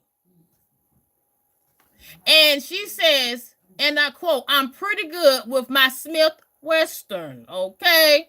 So she said, don't play with her. Don't play with her. Now, we're going to break down who is Ashley Parham. And let me stroll all the way down. And thank you guys for coming in. And just like Art of War said, he said, hit that like button. Tell these people to stop being stingy. Okay, and thank you guys for coming in. And hello, Green Vegan. Thank you for coming in. Mr. Shamrock says, Demon, because there is a picture of him and Mel. What? What does that prove? Nothing. And thank you for coming in. Drew says, why are you so loud? Because I am passionate. And I will say this. Okay, to answer your question. Okay, this particular picture right here, this is a picture of a gentleman named Justin Latosky, right? He was 6 years old in 1999, July 1999, at an all-white Diddy party. And we discussed this earlier in the live, right? A 6-year-old being at an all-white Diddy party, and according to him, even in this picture you're looking at, right? This is proof that he was at the party. And according to this particular guy, who's now, I think, 30 years old, 30 or 31 years old, he attended the party because his father was a photographer. And this is what makes me get passionate. To answer your question, Drew, when I find out information like this is what makes me passionate. Stuff like this is what makes me passionate. And this is why I think people need to wake up. If you're a parent, you do not take your child to festivities like this. I don't care if it was Bill Gates himself and he offered you $1 billion, okay, to take your child to an all-white party with mostly adults. You don't do it. Why? Because in this particular guy's case, Justin Latosky, he stated till this day, at the age of 30 or 31 years old, he is still triggered. That's what he says. At 6, he says he still remembered things that transpired when he was 6 years old at a Diddy party. This is why you do not take your children to a quote-unquote adult event. Okay? This is why. This is why I get passionate. And thank you guys for coming in. Please hit that like button. Thank you so much. Shout out to Joy and shout out to Art of War. Now I'm going to read some of the things that his mother, because his mother was there. You had his father, who was the photographer, who was working for Diddy, right? And then you had his mother who was there. And his mother said, and I quote, "I wonder about how kids were allowed into the party to begin with." And see, this is my question. This is my answer to her question. The same reason your child was there. God, you know what? I'm about to cuss. I'm sorry. Okay? But her asking a question like this is kind of redundant.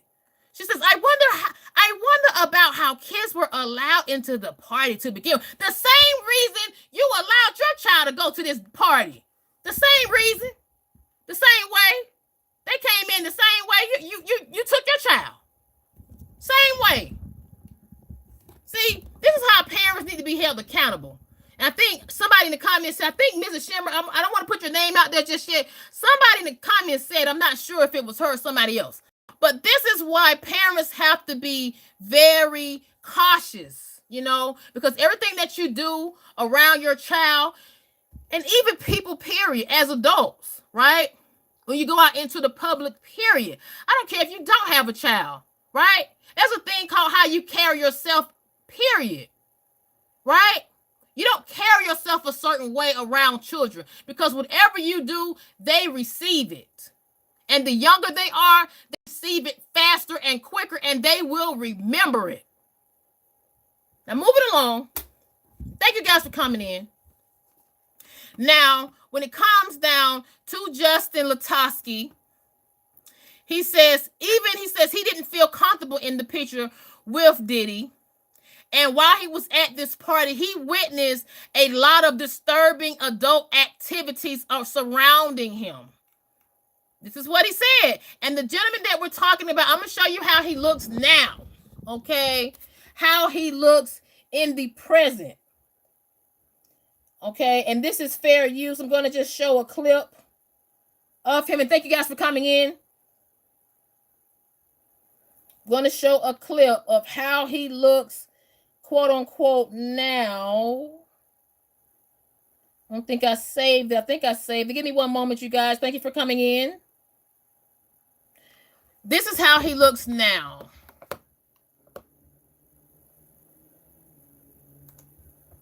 This is him now. Okay? This is how he looks now. And I want people to understand he is an adult right now. And he still remembers what he witnessed at a Diddy party. Okay? I'm going to see if I can play a clip of it. I might play another time. Let me go back. But this is how he looked. Now, and thank you guys for coming in. Thank you so much.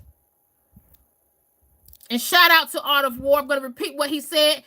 Tell these people to stop being stingy and like the live. Like the live. Okay. And the live stream. Thank you so much. And shout out to Art of War again. Shout out to Joy. Thank you, Joy. As well. Now, Ashley Parham. Oh, we got to talk about her. Before I get off this, we have to talk about Miss Ashley Parham, who is being represented by Ariel Mitchell, the attorney that said she has 2 pops, okay, and God on her side at all times, okay? That is what her attorney said, not me. Now, Ashley Parham, as you can see right here, she did file a current civil lawsuit against Diddy, and not only Diddy, as well as these other defendants that you can see, okay? She did file this recently, okay?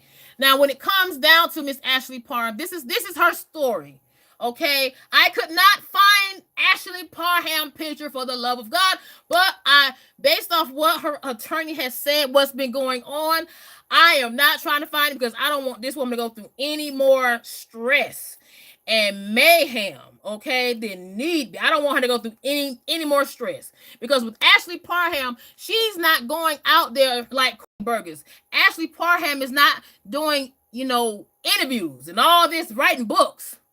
She's not doing any of that. She's taking it to civil court, okay, legal route. That's the route she's going. Now, I'm going to describe what Ashley went through. Okay, she says March 23rd of 2018, she was invited to a man's house to help with his cancer medication. Okay, and that is when she said, and I quote, this man, whoever this man was, set her up. She said, Diddy set all this up. Told her a lie. Okay. She went over to a man's house to help him with his cancer, and come to find out it was a setup. It was a quote-unquote setup. And according to her, she said Diddy approached her with a wife. That's all I can say. It rhymes with wife. He approached her with a wife and held the wife in her face. Held the wife, W-I-F-E.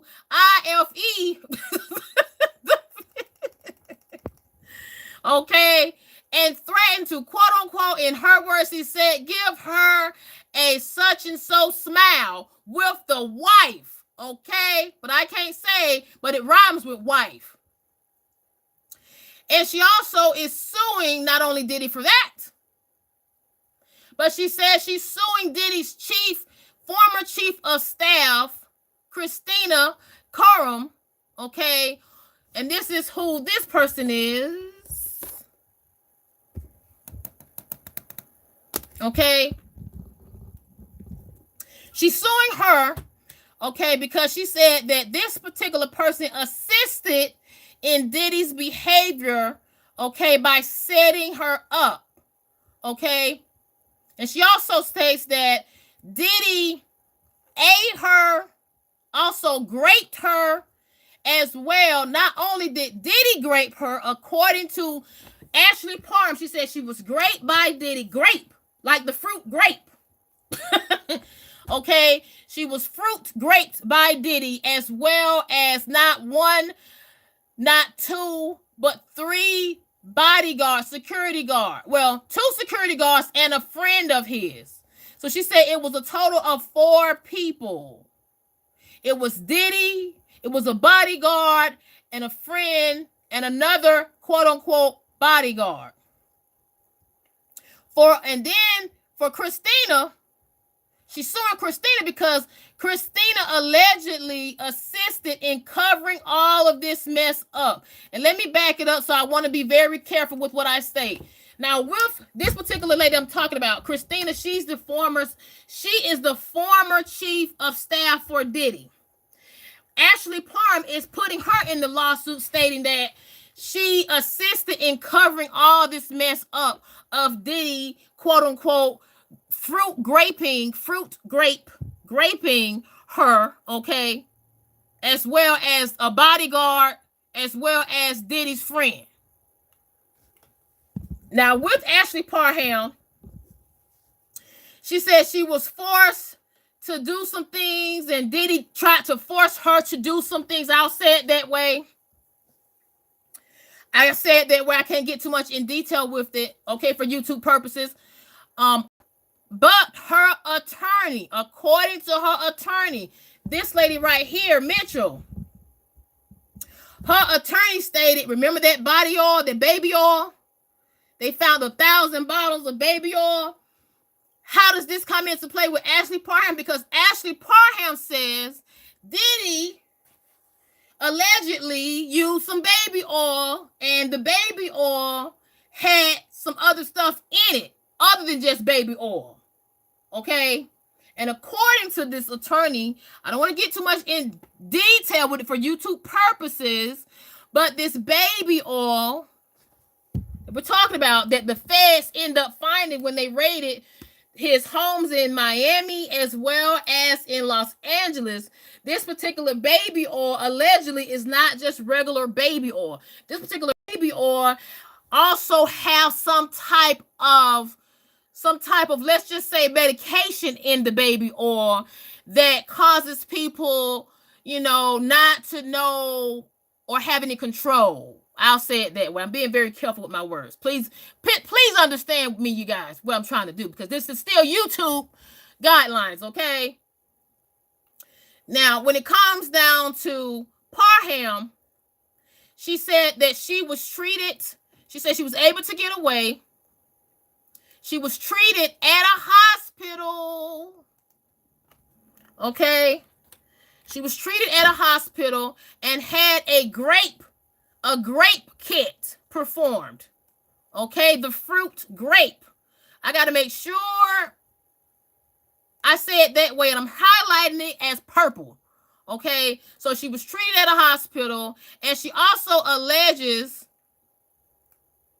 that she tried to reach out to the authorities. She tried to reach out to the authorities, but they ignored her.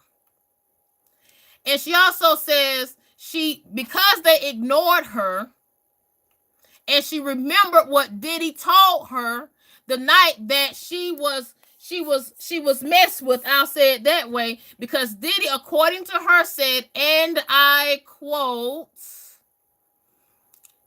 I'm going to make sure I read it.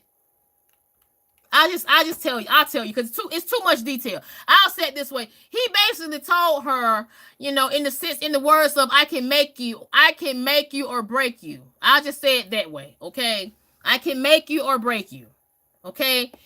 And because she felt like Diddy had so much power, he had all these people protecting him, and she was also hurt by Diddy's camp. And when she tried to go to get help from the law enforcement, she felt that the law enforcement, specifically the Contra Costa Sheriff's Office, ignored her. She felt ignored. That's what she said. She didn't provide Diddy's name in follow-up statements and reports. That is why. And that is why now, in the present, we have her in a $50 million lawsuit. Okay? A quote-unquote $50 million lawsuit. That is where we are. And she's, like I stated, she claimed that Diddy tried to offer her money to keep her quiet. Tried. And Also, she said this all came about. I want to make sure we understand this. She stated that all this came about, this setup came about because of a diss that she made claiming that Diddy was involved in the Tupac Shakur I'll say it that way. So it all according to Ashley, she's stating that all this came about. She went through all of this mess, all because she made a diss. She talked about Diddy to another person. Okay. She talked about him saying that Diddy had something to do with Tupac Shakur Okay. That's what she says this all came about.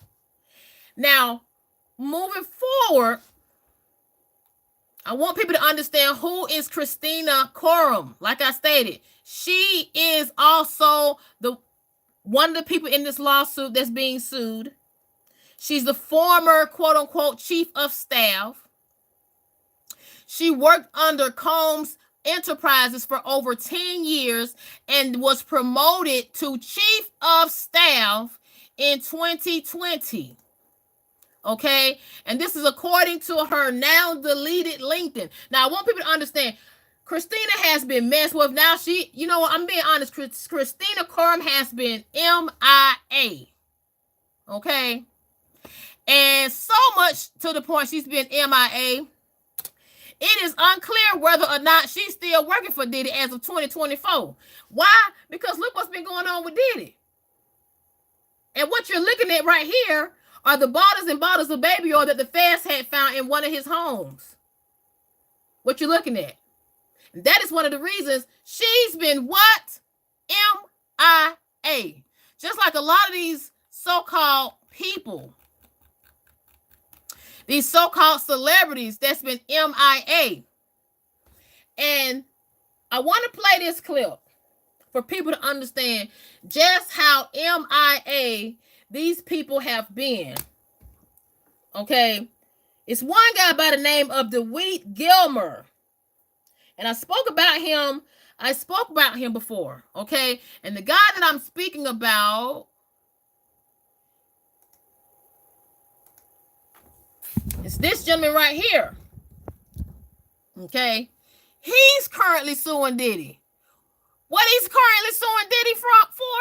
He's suing Diddy for an incident that happened in 1996. You can't make this up, ladies and gentlemen. And thank you guys for coming in. And I'm going back into the comments. Now, with DeWitt Gilmer, he stated that Diddy, came at him and his entourage back in 1996. So much that he was followed. He was followed by a gold Corvette. You cannot make this up. A gold Corvette. Okay? And he was attacked.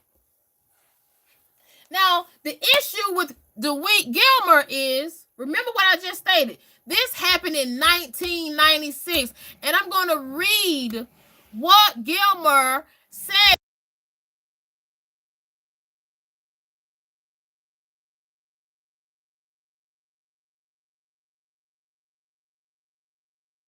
Now, when it comes down to what DeWitt Gilmer said, I want to make sure I read a clip. I'm just going to read it. I might play it. Let me see. Give me a minute. Now, he is calling out Kim Kardashian. He is calling out T.D. Jakes. And for those who know, T.D. Jakes did have an illness Sunday during his church. He's a pastor at a church in Texas, and it has been going on. It's been going around that with T.D. Jakes, he did have to go to the hospital from a medical incident. Okay, during his service when he was on stage. Now I'm not going to play that, but the reason I'm mentioning him is because DeWitt Gilmer mentioned him in this interview. And I'm pointing my pencil at him because You are a grown man. You suing this man of an incident that happened in 1996. And what is his response to that? He said he was scared of Diddy. And he said the reason he's suing Diddy right now is because Diddy is locked up. And he said he's not the only one. He said Diddy has scared a lot of people. Diddy has messed up a lot of people's lives. And one of the people, like I said, he mentioned Kim Kardashian. And I'm going to make sure, let me see if I can find it. He mentioned Kim Kardashian. Let me go. I'm trying to get to the specific clip that he mentioned. He mentioned Kim Kardashian, Al Sharpton, Ellen DeGeneres, T.D. Jakes. And he says all of these people have been quiet. He said they all have been quiet. And this is fair use. I'm going to play a clip. One moment. Okay, here we go. I'm going to play a clip. Fair use. Influential people that we've seen on tape have been Kim Kardashian, have been Al Sharpton, have been T.D. Jakes. All of those people, including Ellen, have all been quiet. It's quiet even since Cassie's beatdown. We have to decide if we're going to choose evil side or the good or the evil side. And for me, there's only the good side. So make up your minds, guys. Make up your minds. What are you going to do? You're going to stay quiet or you're going to speak up? This guy is a menace to society. Now, the week said a lot. Okay? He said a lot. The week said he said a lot. Now, I want people to understand when it comes down to, I want to play that clip because people have to understand, and I gotta talk about Ellen DeGeneres. Okay? Ellen DeGeneres, for those who don't know, she's a very popular comedian here in America, very well known, she's a comedian, she's an actress, but her show, the Ellen DeGeneres show, ended up getting canceled. But with the Ellen DeGeneres show, Diddy himself, I want to make sure I pull him back up. Diddy himself actually appeared on her show, not once, not twice, but 17 times on her show. And that is why DeWitt Gilmer called her out. He said, why aren't these people saying anything now? Now, what is Ellen DeGeneres? How does she play into this factor? Ellen DeGeneres no longer lives in America now, because Ellen DeGeneres with her wife have currently moved to another country. Now, people are speculating why. Why did she make that move? Because a lot of people are trying to insinuate, a lot of people are trying to insinuate that people are moving because we have a president, okay? A new president, Donald Trump, will be officially in January the 20th, okay, of next year. That's when the inauguration will be, the same day as MLK. But we're gonna talk about that on another live, okay? Why are they holding an inaugural speech, an inaugural ceremony of Donald Trump becoming the 47th president, the same day of Martin Luther King Jr.? You know what? Moving forward. We'll talk about that on another live, okay? We'll talk about that when that's politics, because today is a Diddy day, okay? Because I thought that they were going to make a decision in regards to the hearing that was held Friday. That's what I thought, okay? Now, when it comes down to, I'm trying to see if I can get it for you guys. When it comes down to Diddy, as well as Diddy's sons, as well as Ellen DeGeneres, all these people have to be called out. They have to be called out. Now, I want to make sure I state this. I forgot to mention this. I'm trying to, before I mention it, though, give me one moment because I want to show, hold on. I want to show Ellen DeGeneres. Yes.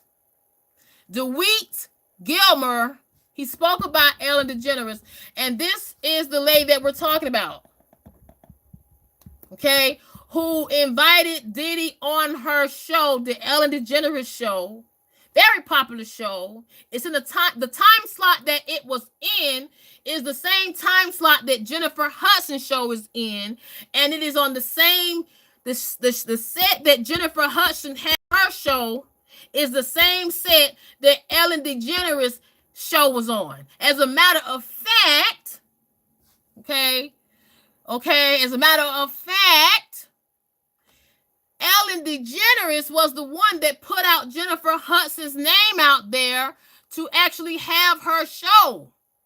So that is why Jennifer Hudson has the quote-unquote Jennifer Hudson show on the same set as Ellen DeGeneres' former show was on. All because Ellen DeGeneres helped out Jennifer Hudson.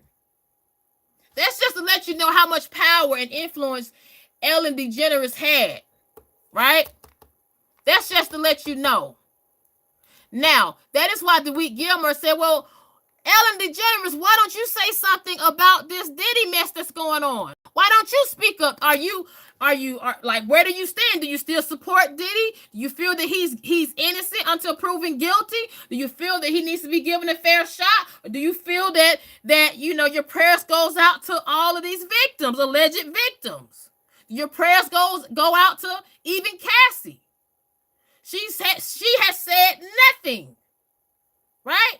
And not only did he speak on Ellen, okay, he spoke on quote unquote TD Jakes.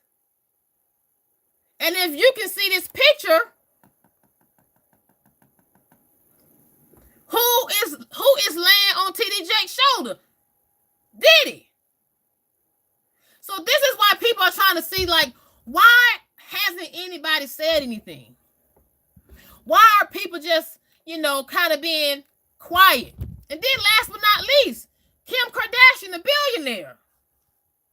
She's the main one that speaks for victims. Okay? And also, she's the main one, she was trying to, I don't know if she's still doing it. She was going to school to be a lawyer, as well as she was being an advocate for people who are incarcerated in prison and who are, in her opinion, they were wrongfully found guilty and convicted. She's been an advocate for them, both female and male. But when it comes down to Diddy, she's been quiet. She hasn't said nothing. So this is why people are trying to understand what is really going on. What is really going on? Now, when it comes down to this guy, DeWitt Gilmer, how much money is he seeking for a 1996 incident? He is seeking $5 million, right? He's seeking $5 million. Now remember that I just spoke about Ashley Parham. She's seeking $50 million, okay, for unnamed damages. He's seeking $5 million, right? And then you have Courtney Burgess, okay? He just want his money for his book that he wrote, okay? Because his book that he has wrote, it has already made $1 million. He just want his money, okay? And even with Courtney Burgess, he says he's the rightful owner to the 11 hard drives that was once Kim Porter's. So you see all this, it's just a lot of mess, ladies and gentlemen. It is a lot of mess. Now I'm going to get out of this particular part with DeWitt Gilmer because I think we have said enough about Mr. DeWitt. Now, the last person I want to talk about is this guy who is the prosecutor against Diddy, okay, who did this huge indictment. And it's this gentleman right here. If I can show, maybe I can show it on my, hold on. Maybe I can show it on my other, and then it's this gentleman right here. Let me see if I can pull it up for you guys. One moment. It is this gentleman right here. Damien Williams. And I'm going to go back into the comments. Thank you guys for coming in. Shout out to all the mods for doing an awesome job. Green Vegan, I'm just reading your comment. The Green Vegan says, Graham, we don't know when the parties got freaky. You know what, Green? At this point, I don't even know. Why? Because you have people coming for Diddy all the way back since 1991. We're talking about lawsuits, ladies and gentlemen, since people are suing Diddy currently in civil matters that happened, incidents that happened in 1991.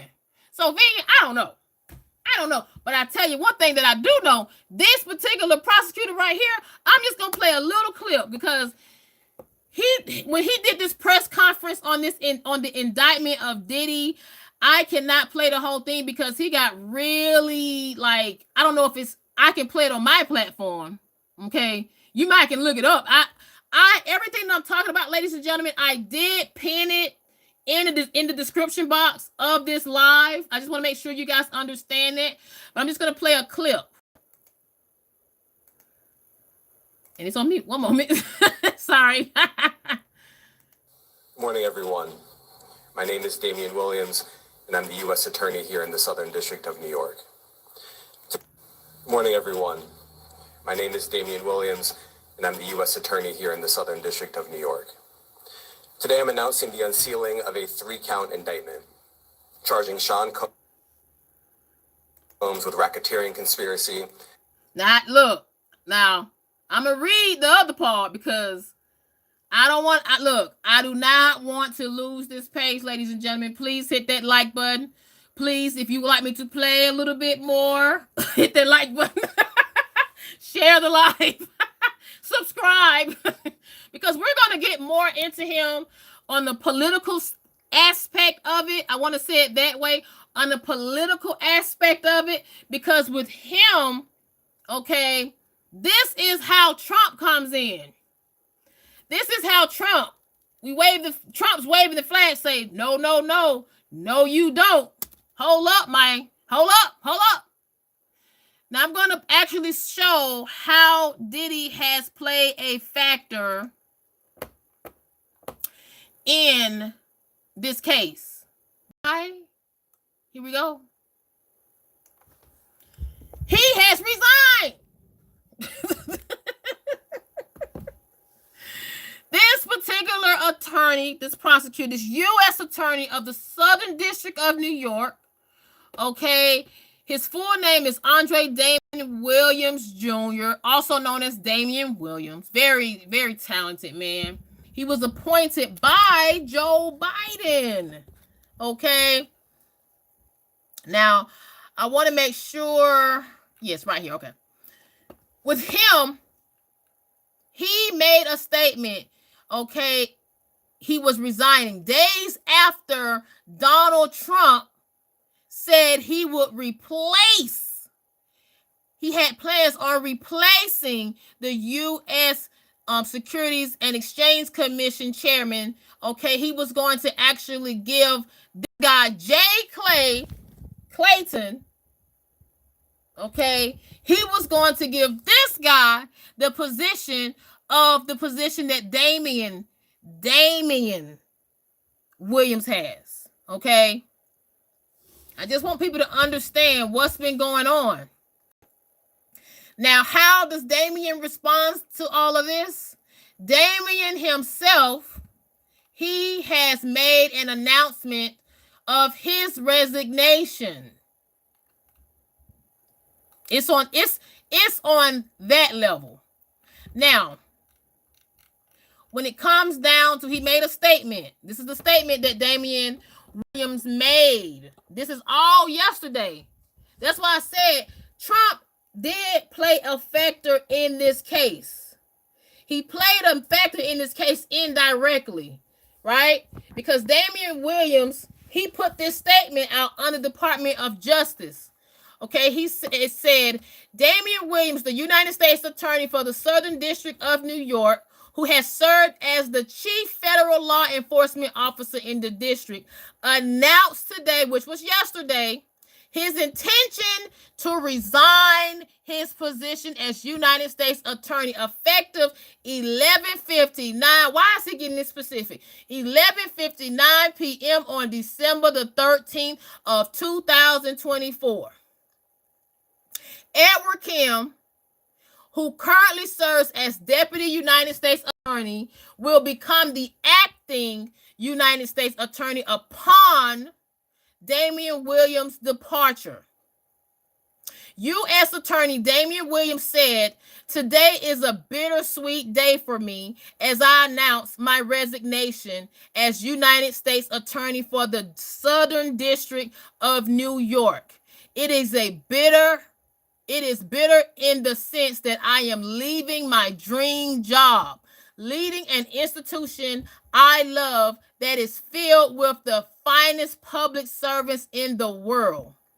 It is sweet in that I am confident I am leaving at a time when the office is functioning at an incredibly high level, upholding and exceeding its already high standard of excellent integrity and independence. That success is due to the career attorneys, staff members, and law enforcement agents of this office. Working with them during my tenure has been a privilege of a lifetime.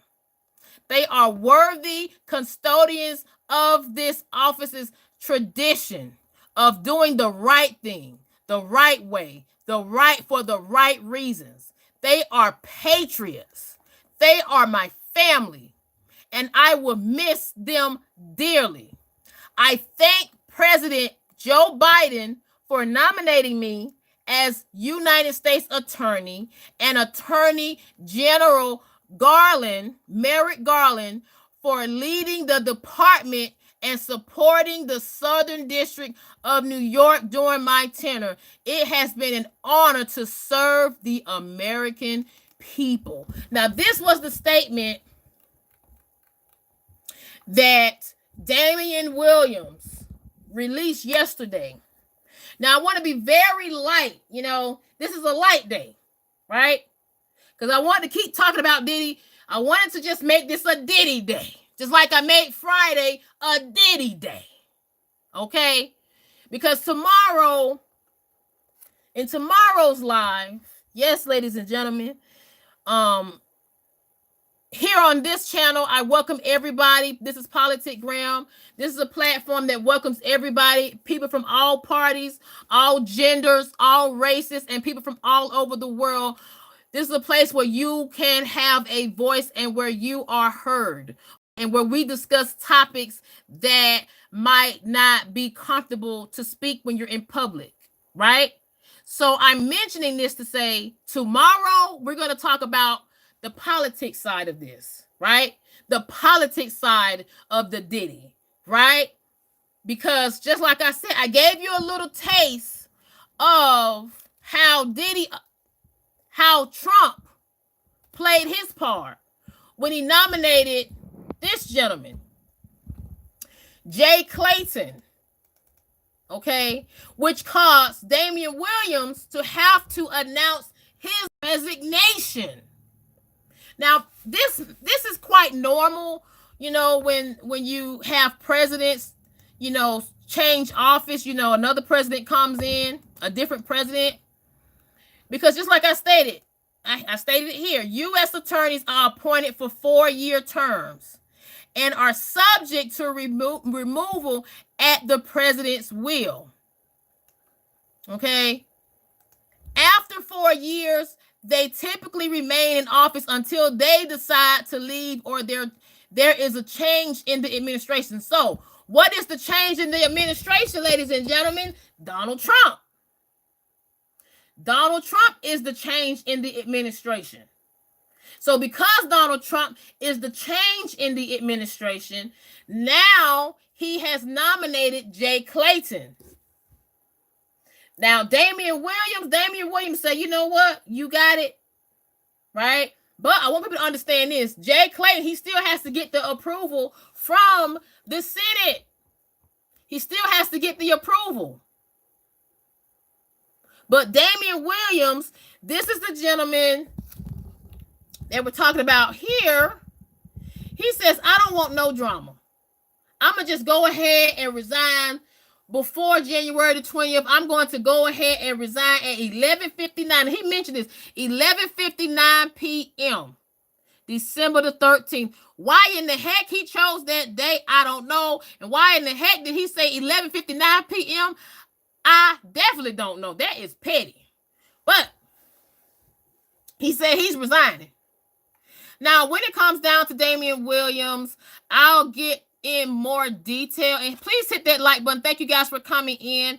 I will get more in detail with Damien Williams tomorrow on a political side, because this is the day we're talking about Diddy, okay, and how Trump affected it, right?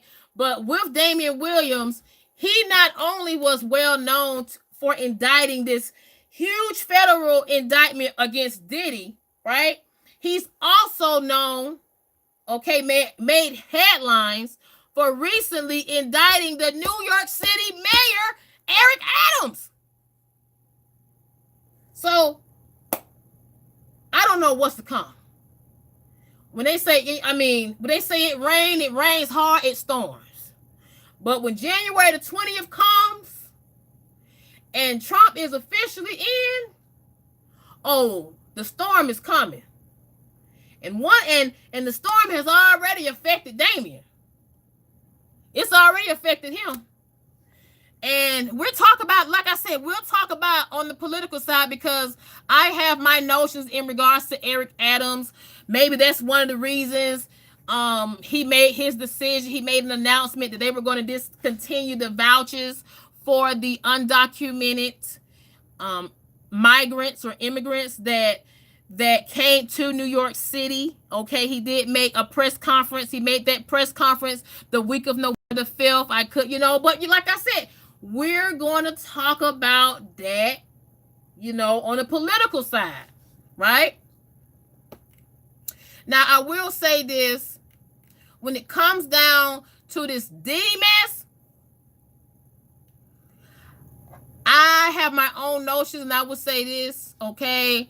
I'm just going to keep it factual. Facts are, okay, Diddy offered $50 million bond, okay, to secure by the equity of his home in Miami, right? Those are facts. Also fact. Now, I don't know if people know of this. Also fact. With Diddy's home, okay, now I want to make sure the home that's in Los Angeles, that home is up for sale. That home is up for sale for $60 million. However, someone has made headlines, saying that it's not worth $60 million. And it's looking like Diddy is going to end up with a lot of money lost, millions and millions and millions of dollars. And this is the same person that was worth, prior to this indictment, he was worth $500 million. And that was when he was declining, because there was at one point, if you guys can remember, he was at one point, and I want to show this particular lady. I want to make sure I show this particular lady, because she loved to call him out. And that was Miss Young Miami. She was so fast to say that he's a billionaire, right? He's a billionaire. But remember what I just said. Since all this been going on, and it's a number of things that's been going on, his net worth has dropped. Because when I looked it up, it was worth $500 million. When she spoke on it, right, she was saying that, oh, he's a billionaire, he's a billionaire, he's a billionaire, he's a billionaire. But remember what I just stated now. Diddy is losing millions of dollars. And who who's gonna be affected the most, okay, with all of this, is this people right here. Okay, his family, his 3 daughters, well, really 4, because it's a 2-year-old. It's a 2-year-old, and that's why Diddy changed his middle name to Love. But that's neither here nor there. His daughters, you got Delia, Jesse, Chance, and then, well, I don't know. Quincy's 33 years old. I mean, Quincy's not a child anymore. Quincy's a grown man, and he's standing over there looking like a grown man. But the people that will be affected the most, I feel, are his daughters, because even with the twins, and thank you guys for coming in, because Diddy has been locked up since September the 17th, his twins were given temporary custody to Kim Porter's best friend, LaWanda Lane. And how does LaWanda Lane come into this court hearing that was Friday? She herself attended the court hearing. Okay, and not only did she attend the court hearing with the twins that she is supposed to be, that she has temporary custody for, but Chance Combs, this teenager right here, their sister, who hadn't been too long, turned 18, and also in college. I think she's a freshman. She did her first semester in college. Her mother attended the hearing Friday as well. Okay, so everybody attending, to show support, right, for Diddy. But just like I stated, the people who will be affected the most are the younger, the teenagers, as well as the 2-year-old. And I want to play this clip, and this is fair use when it comes down to, the kids wishing Diddy a happy birthday. And it's like, I'm questioning, would the 2-year-old even remember all of this? Because according to the indictment, Diddy is looking at minimum 15 years, minimum, on the minimum side. So I'm gonna go back into the comments. Eva says, "What you mean she took her child?" Whoa. Let me go into the comments. Thank you guys for coming in. And please, shout out to Tanner. Thank you for coming in. Tanner says, we need people like this to bring all this stuff together and connect the dots, because nobody else is doing it. It needs to be brought up to the light, or else it would just keep going on. And thank you, Tanner. I'm going to pin that. I respect it, and I completely agree, because people have to understand. And I want people to understand this. If you guys watch my last live on Friday, I spoke about this, where this lady right here, her name is Precious Miura. She's a former Playboy bunny. Okay. She recently did an interview with another YouTube content creator. I'm not gonna, play that clip, not today anyway. But she actually stated herself, Diddy's not the only one. Okay. Diddy's not the only one that has had these quote unquote, those type of parties, as they say, right? And she was a model in New York, and she was at these events in the early 2000s, and she attended a Diddy party. And with her, she stated, had it not been for Diddy, she wouldn't have had no network. She said Diddy was the one that connected her. Diddy was the one that connected her in the sense of getting jobs, getting photo shoots, outside of being just a quote-unquote Playboy golf bunny. Okay? She said that. And she also said she's a victim, because she said she was quote-unquote put under something. Somebody put something in her drink. But it taught her, and I want to make sure I highlight this part, what she told people, and she made sure she spoke of this recently.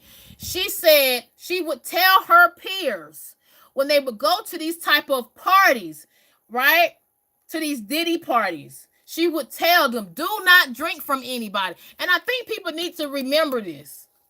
People need to stand by this. She says, do not drink from anybody. Do not take any shot that they give you. Do not do DR, you know the rest, with them. If you do use, bring your own stash. Okay? Because she said in her case, she had been given something in her drink. Right? And she also said, she spoke about two photographers. She spoke about two photographers. Right? She spoke about how she was almost put on a tape with the basketball player.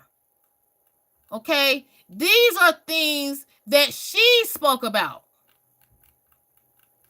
And the person that I'm speaking on is this lady right here. Okay? So she's also a quote-unquote witness victim at a Diddy party, allegedly. Allegedly. I want to be very careful. Allegedly. And with her, she spoke about this in an interview. Okay, with a YouTube content creator, very well known. Very, very well known. And she said that she was violated herself by two photographers. Like I stated, she almost ended up on a tape, okay, with the famous basketball player. So coming from her aspect, I'm mentioning her to say that it's a lot of people coming out of the woodworks in this Diddy episode. That's what it is at this point. It's an episode. And I want people to understand when it comes down to things such as this, I want you guys to realize that whatever comes about with this particular mess, this particular case, this particular indictment in regards to Diddy, I want you guys to understand Diddy's not going to be the only one get an indictment. Diddy's not going to be the only one to testify and be called as far as holding these type of parties, because there is a basketball player in Georgia. I'm not going to say his name because of legality reasons. Okay, because I can't get sued. I can't get sued. I'm not about to get sued. But there is a basketball player, and I'm going to stroll down to see if anybody knows who I'm talking about. And hello, Northern Dame. Thank you for coming in. Thank you for coming in, Northern Dame. Now, there is a former NBA basketball player. I'm not going to say his name. All I would say is this, okay, because of legal reasons. If you've seen a basketball player dancing on a recent television show, I'll say it that way. Dancing on a recent television show in a competition, I will say it that way. They were also seen at a Diddy party wearing a pink tutu. Okay? I will repeat. There's a basketball player that used to play in the NBA that was recently on a dancing show. I'm giving you guys a hint. The only reason I'm not saying their names because I'm not trying to get sued, because this particular basketball player or former basketball player in the NBA is known to come for you. So this particular basketball player was at a Diddy party, and according to other celebrities, they saw this particular basketball player, very tall gentleman, was at a Diddy party with a pink tutu on. Okay? And I ain't gonna say no names, and no, Naridra, it is not LeBron James. No, it's not LeBron James. Jennifer Pomo. Hello, Jennifer. I'm sorry. Jennifer says, when Diddy was raised, something I thought was Hunter. He trafficked women. And it looks like Hunter knew both Epstein and Diddy. Whoa. Patriot. Hello, Patriot. Patriot says, release the Epstein list. Now, see, I hope, and I'm going to say this, when it comes down to Epstein, I hope, I pray, I don't wish nobody that much, like happened to Epstein. I say it that way, because there's been rumors saying that Diddy would probably be better off. Some people say Diddy would probably be better off outside of jail, right?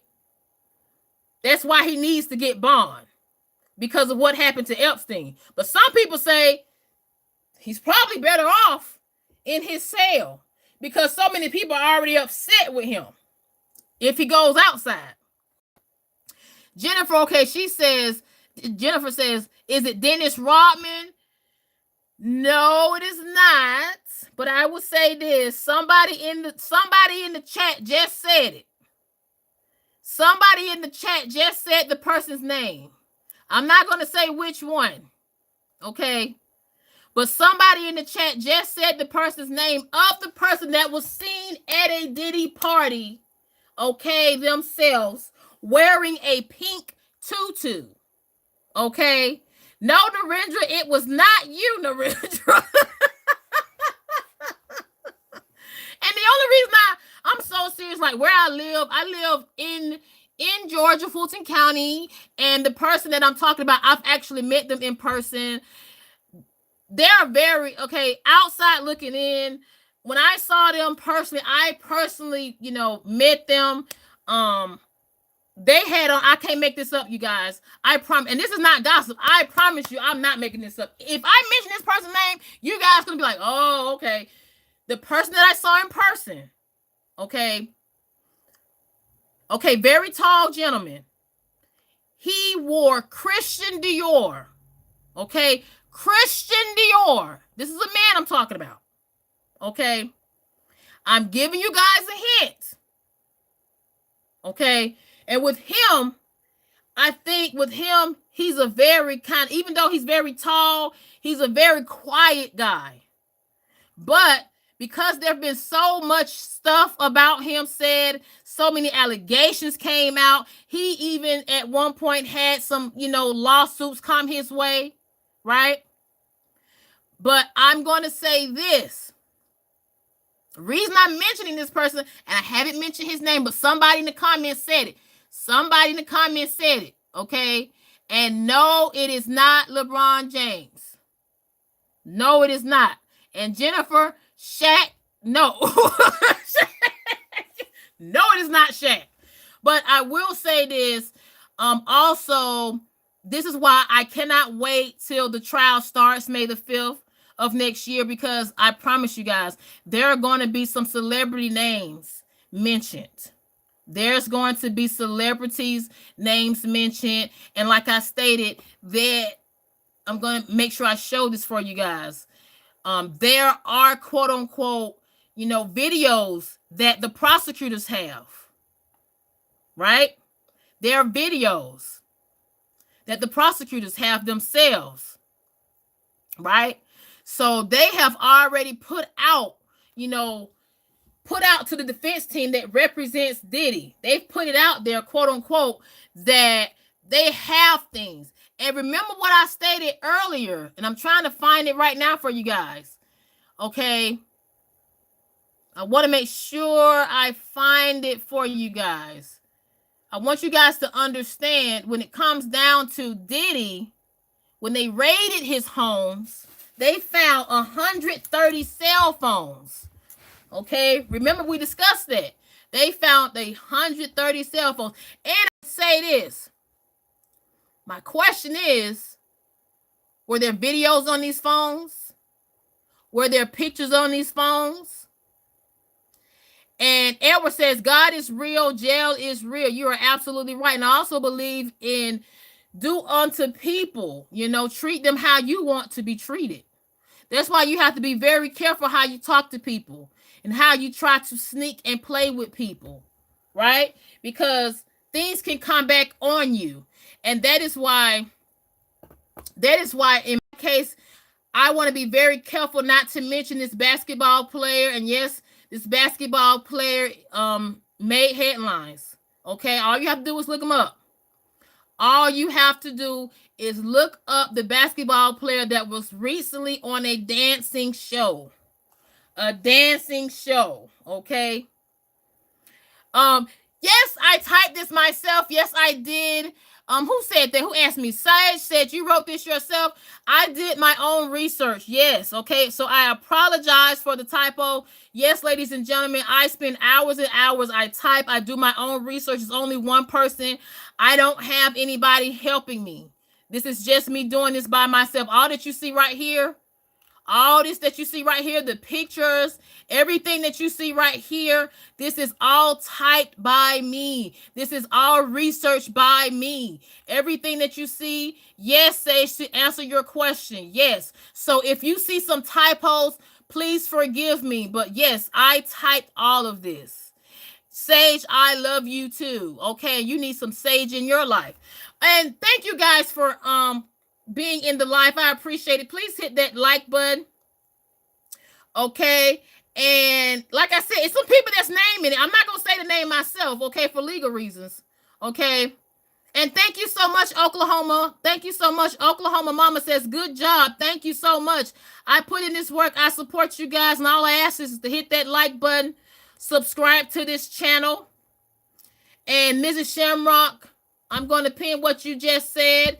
And yes, thank you, Moz, for handling your business today. All the moderators today, thank you so much for handling your business, because Mrs. Shamrock said it best. Channel notes. All opinions are welcome. Rudeness or hate is moderated. Yes. Lil Gad says, no, this is not gossip, Gad. Okay. This is not gossip. This is fact. Okay. This is fact. Okay, if you want a gossip channel, you know the gossip channels you can go to. But everything that you see right here, okay, so I guess this is just gossip. These pictures, this is gossip, right? That's gossip. That's just gossip. And see, when I say something, even with this Ashley Parham, I do have the actual file where she did file a lawsuit against Diddy. This is not gossip. These are facts. This is why people have to wake up. This is why people have to wake up and understand, when you don't say anything and you keep your mouth quiet, you become Justin Latosky, a 30-year-old man, okay, still remember how he was treated at a Diddy party at the age of 6. Why? Because people don't speak up. People don't say anything. People don't say anything. And this is when you have to, speak up. Speak up for the people that are not heard, okay? And just like I stated in regards to people voices not heard, just like this lady right here, Cassie. Cassie was with Diddy for almost 10 years. Now, some people might say it was a very toxic relationship. That is what Diddy's attorneys are saying. They're saying that Diddy and Cassie had a very long-term relationship that was very toxic, okay? And that is also what Diddy's mother is saying. Janice Combs is saying. We're going to talk about Janice in the next, All I'm going to say is this, okay? People have to stop being quiet. They have to stop being quiet. And thank you guys for coming in. I appreciate it so much. Tammy says money is the root of all evil. And you know what, Tammy? I'm glad you said that, because I'm gonna make that my quote tomorrow. I'm gonna make that my quote tomorrow. Money is the root of all evil. Because people have to understand, okay, not just the money part, right? Because if it was the money part, I want people to just think about this. Diddy would be out, right? Because Diddy offered $50 million bond, okay, with his home, and they still have not let him out. So this is his fourth attempt. That Green Vegan says no, evil is the root of all evil. Whoa. Let me wait. Vegan switched it. Wait a minute. Hold up, Vegan. Wait a minute. Vegan broke it down. Hold up. She says evil is the root of all evil. Okay, wait a minute. I like how you flipped that, Vegan. I like how you flipped that. And I want to say this because if it was really about money, I want to be honest. If it was really about money, Diddy would be out. He would. Gloria says the love of money is the root of all evil. Okay, Gloria. Karen says the love of money is the most vile. Tanner says, B, I kind of agree the fact you don't trust what's coming out about Diddy. But I mean, he's been denied. Exactly. He's been denied time after time, and they turned down $50 million to keep him there. Ask yourself why. Exactly. Why? And I'm not, and you know what? I would say this because, I don't want to quote unquote make it, a race thing. I'm not going to do that. But you have to actually understand. You have to actually understand when it comes down to where you go, Diddy. Hold on, where you go, Diddy? You have to understand when it comes down to things such as money. Money can't buy this, right? Money can't buy a family. It can't. Because if money could buy a family, Diddy would be out. Where was Diddy on his birthday? Diddy has been incarcerated. This is a picture of Diddy's daughter blowing out a birthday cake celebrating Diddy's birthday recently. And you had all his children there. Well, most of them. Except Chance, he's in college. But I'm saying that to say that when it comes down to money, there's only so far you can go with that quote unquote money. Right? There's only so far you can go with that money. Now, that's why I brought this gentleman up. This prosecutor that has resigned. He made his announcement of his resignation yesterday. Right? I'm going to show you what power does. Because power and money are two different intervals. Right? Power is what gets this person to resign. Power is why, Donald Trump, won, right? And that's why I always tell people this. This goes for YouTube. This goes for people who have a job, people who want to, have, a certain selection of people around them. Always remember this, ladies and gentlemen, and shout out to Achi, okay? When I say this, your network is your net worth, okay? Your network is what gives you that power, right? Because we'll talk about it. I'll talk about that part when it comes down with Donald Trump on the political side and why I said what I said, why Kamala Harris lost and why Donald Trump comes back to become president again and becomes the 47th president. Why? Because remember what I said, ladies and gentlemen, your network is your net worth, right? And then Tammy said money is the root of all evil. And then Green Vegan said evil is the root of all evil. Right? That's why I say you have to be careful how you treat people. And you have to be careful as far as burning bridges. Because sometimes you can burn the wrong bridges. And that is what I think has happened to Diddy. That is what I think has happened to Diddy. Diddy has burnt too many bridges. He has. He's burnt too many bridges. And it's burnt too much, so much to the point where he cannot even get a bond on his own, using his own home as collateral. He can't even use his $50 million home as collateral. Right? But I want you guys to think about this before I end this. I want you guys to really think about this, what I'm about to say. Okay? When it comes down to Diddy, let me bring it back. Sorry about that. When it comes down to Diddy, right? This is a man he was at one point around billionaires, right? Network.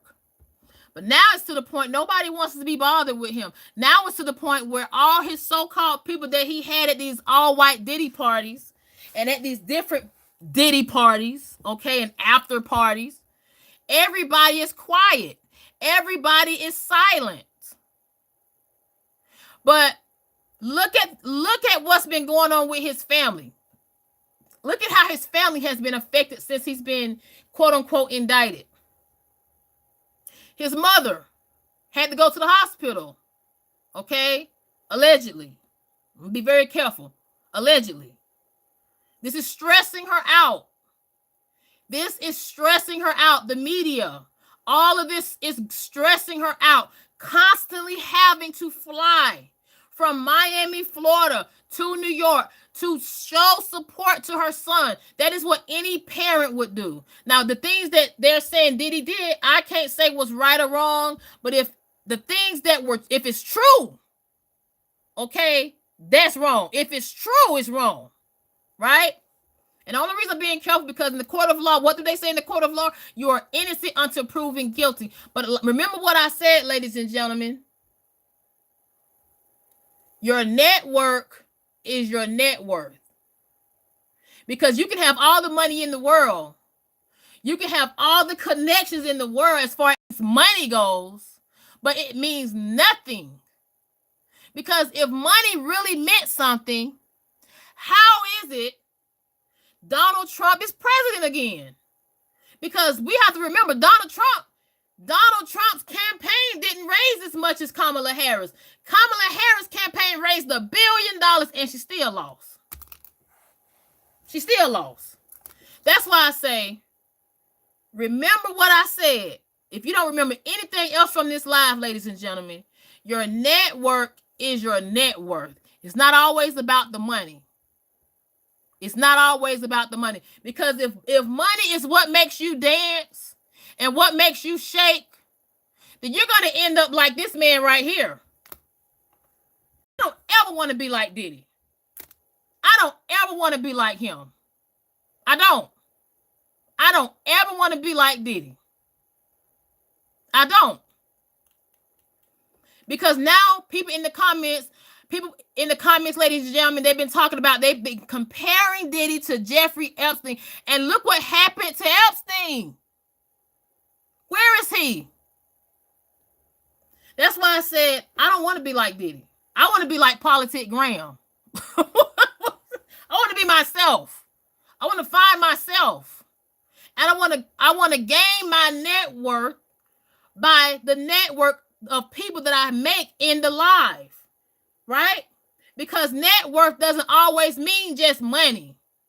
Net worth means as far as, okay, how is it people like Tanner Rose motivate me, educate me, Northern Dame, people that are moderators, people that's in this live, right? Narendra, okay? People that's in this live, Tammy, okay? I'm mentioning Mrs. Shamrock, for God's sakes, right? People in this live, Patriot, Karma, I'm mentioning these people. Everybody that you come across, ladies and gentlemen, that you meet on a daily basis, those are the people that you should be thankful that you meet and that you come across. And you should take them, no matter what you do, take them as a lesson and a blessing. So I give a shout out to Mrs. Shamrock, Narendra, Patriot, Joy, Art of War. Thank you guys. That Green Vegan.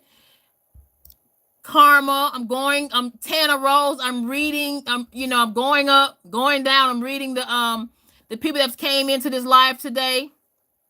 The kid says, because Karma was literally that bad. I'm trying to be positive. The kid. And thank you guys for coming in so much. I appreciate it. I am Jacob.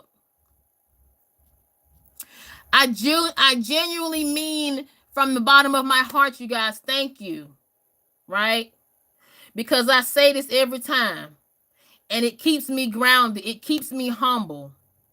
It tells me when I get upset with somebody because of how they treat me or how they talk to me, even on YouTube, even in these YouTube streets, even in the chat, right? I want you guys to know, I always tell myself, I love me first. And then I tell myself, I love everybody. Because if I want people to respect me and love me and treat me with respect, I have to give it. Okay? No matter if it's good or bad. So that's why I always say your network is your network, because you cannot burn bridges. And you can love somebody from a distance. You can respect somebody from a distance. And in Diddy's case,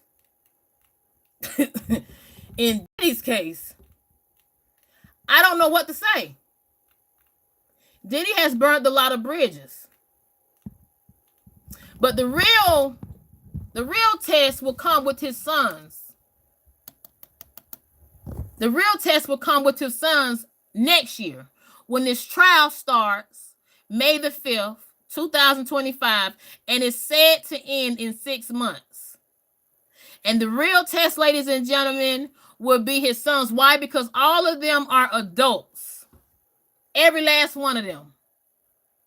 And the test will be, will they stick beside their father or will they walk away?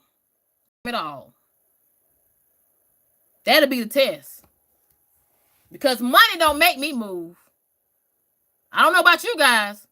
Money don't make me move. Now, I want to give you guys a big shout out. Thank you guys for coming in. And as always, I always end the live. I'm going to go down. Make sure I read some of these comments. Thank you guys for coming in. I appreciate it so much. I want to end it on a good note today. I want to end it on a good note because I was tired, you guys. I promise you I was so tired. And thank you guys. Shout out to Join Art of War for donating to this live and endorsing this live, being a sponsor to this live. I appreciate it so much. I promise you guys, I'm trying every day to be a better me, be a person of my word, right? But please give me grace if I don't come like a certain day, because I had been doing like 6 days a week, right? Literally everything that you're seeing, I'm typing, I'm doing my research, and it's by myself. It's no excuse, but please give me grace when I don't come like on that 6th or I don't do it. Please just work with me, give me grace. And I thank you guys for consistently being here and supporting the channel and actually being in the comments and talking. Now, I'm going to read the comments. Mrs. Shamrock says, karma would not surprise me in the least. Yes, karma is coming. Karma is already affecting a lot of people that's in this Diddy camp, in this Diddy circle. And maybe that's the reason Ellen DeGeneres is not saying anything. And Jennifer Lopez, she had so much to say at this Kamala Harris rally. She ain't said nothing about Diddy. Karma says, former Ukraine Secret Service said that all that money sent to Ukraine. Oh, Lord, Karma, here we go. It was laundered back to Democrats' pockets. Karma, we're gonna have a conversation about the politics side tomorrow. I promise you, Karma. Tanner says, it all starts with you. You get what you give. Exactly. You get what you give. If you put out disrespect, you get disrespect. And we'll see what happens with Diddy, because I'm trying to see when we get that bond. But it's like Tanner said, it all starts with you. You get what you give. Because people have to understand when it comes down to when it comes down to Diddy, I'm strolling back up. Everything has came to hit him. Hit him like a brick, like bricks. Right? So I want people to understand that, just be careful how you move. Mrs. Shamrock says, knowledgeable and entertaining conversation. That's what we strive for here. And thank you so much that you look. Thank you so much, Mrs. Shamrock. Thank you. Edward says, Playboy Manchester. Edward, what are you talking about, Edward? Narendra says, guys, kindly donate for the hard work. Yes, thank you so much, Narendra. Narendra says, kindly donate for the hard work. I appreciate that. Thank you so much. And also, I'm reading the comments. I'm sorry, you guys. Pat says, it's nice to have a decent conversation with others. Yes. Yes, it is. It really is. And I think my thing is frozen up. I think it has frozen up. Has it frozen? Now, if anybody can hear me, please put 1. If anybody can hear me, please put a 1 in the chat. If anybody can hear me, please put a 1 in the chat. If anybody can hear me, I think it has frozen up.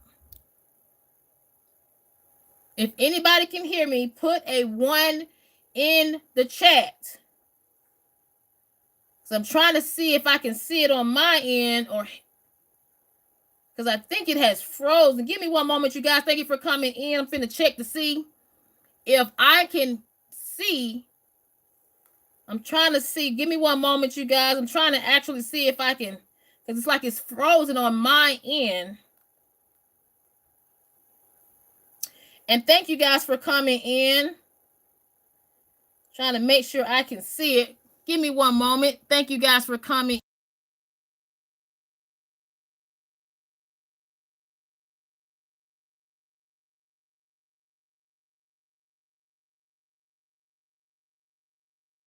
Oh my goodness. Okay, so this is what's going on. Oh my God. This is what's going on. It's frozen on my end, but I can see it on another oh my goodness, it's frozen, but okay, you guys can hear. That green vegan says Diddy can't hear. Whatever, vegan. I'm trying to actually now I'm really multitasking. Oh my goodness. Now I'm really multitasking. Thank you so much, Joy. Thank you so much. Thank you so much, Joy, for the donation. I appreciate it. Thank you. I appreciate it so much. Patriot says, and I quote, karma language, please. Mrs. Shamrock says, thank you, Joy. Yes, thank you so much. Charles says, he ain't even close to the biggest one, but they making him go down like exactly. Yes, Charles. Yes. Darren says Trump didn't say anything about Sean Combs either.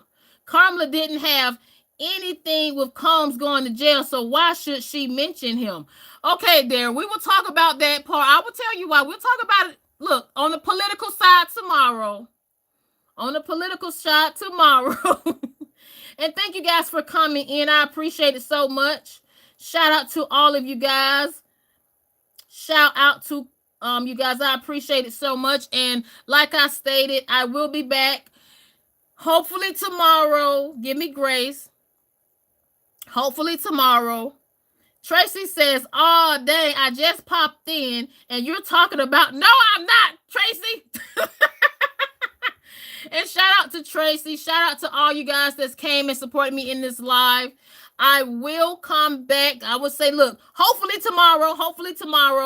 Hopefully give me grace. Give me grace. I will try to come back tomorrow morning. Okay. Please give me grace. But the next live will be about politics if they don't make a decision on Diddy. Okay. If they do not make a decision on if Diddy is getting out, it'll be about politics, all the way politics. But before I get off of this live, I want to actually give my motivational words that I always give before I leave. I always have a motivational train of thought, okay, before I end my lives. I say this. I say some things. First, always eliminate the if, focus on the present. And also focus on self and not others. Tell yourself, I will learn something new every day. And also say, I will not get upset at what I can't have and what I don't have control of. And last but not least, always advocate for yourself and speak up. Why? Because if you don't speak up for yourself, who else will? Who else will? And thank you guys for coming in. Ranger says, as I said, I know the judge, so rest assured. Now, Ranger, you are full. Thank you guys for coming in. I appreciate it so much. Shout out to everybody in the live. I love you guys. Thank you so much. And always have a peace of mind. Yes, Tracy says, amen. Always have a peace of mind and always be in peace. This is Politic Graham. Bye.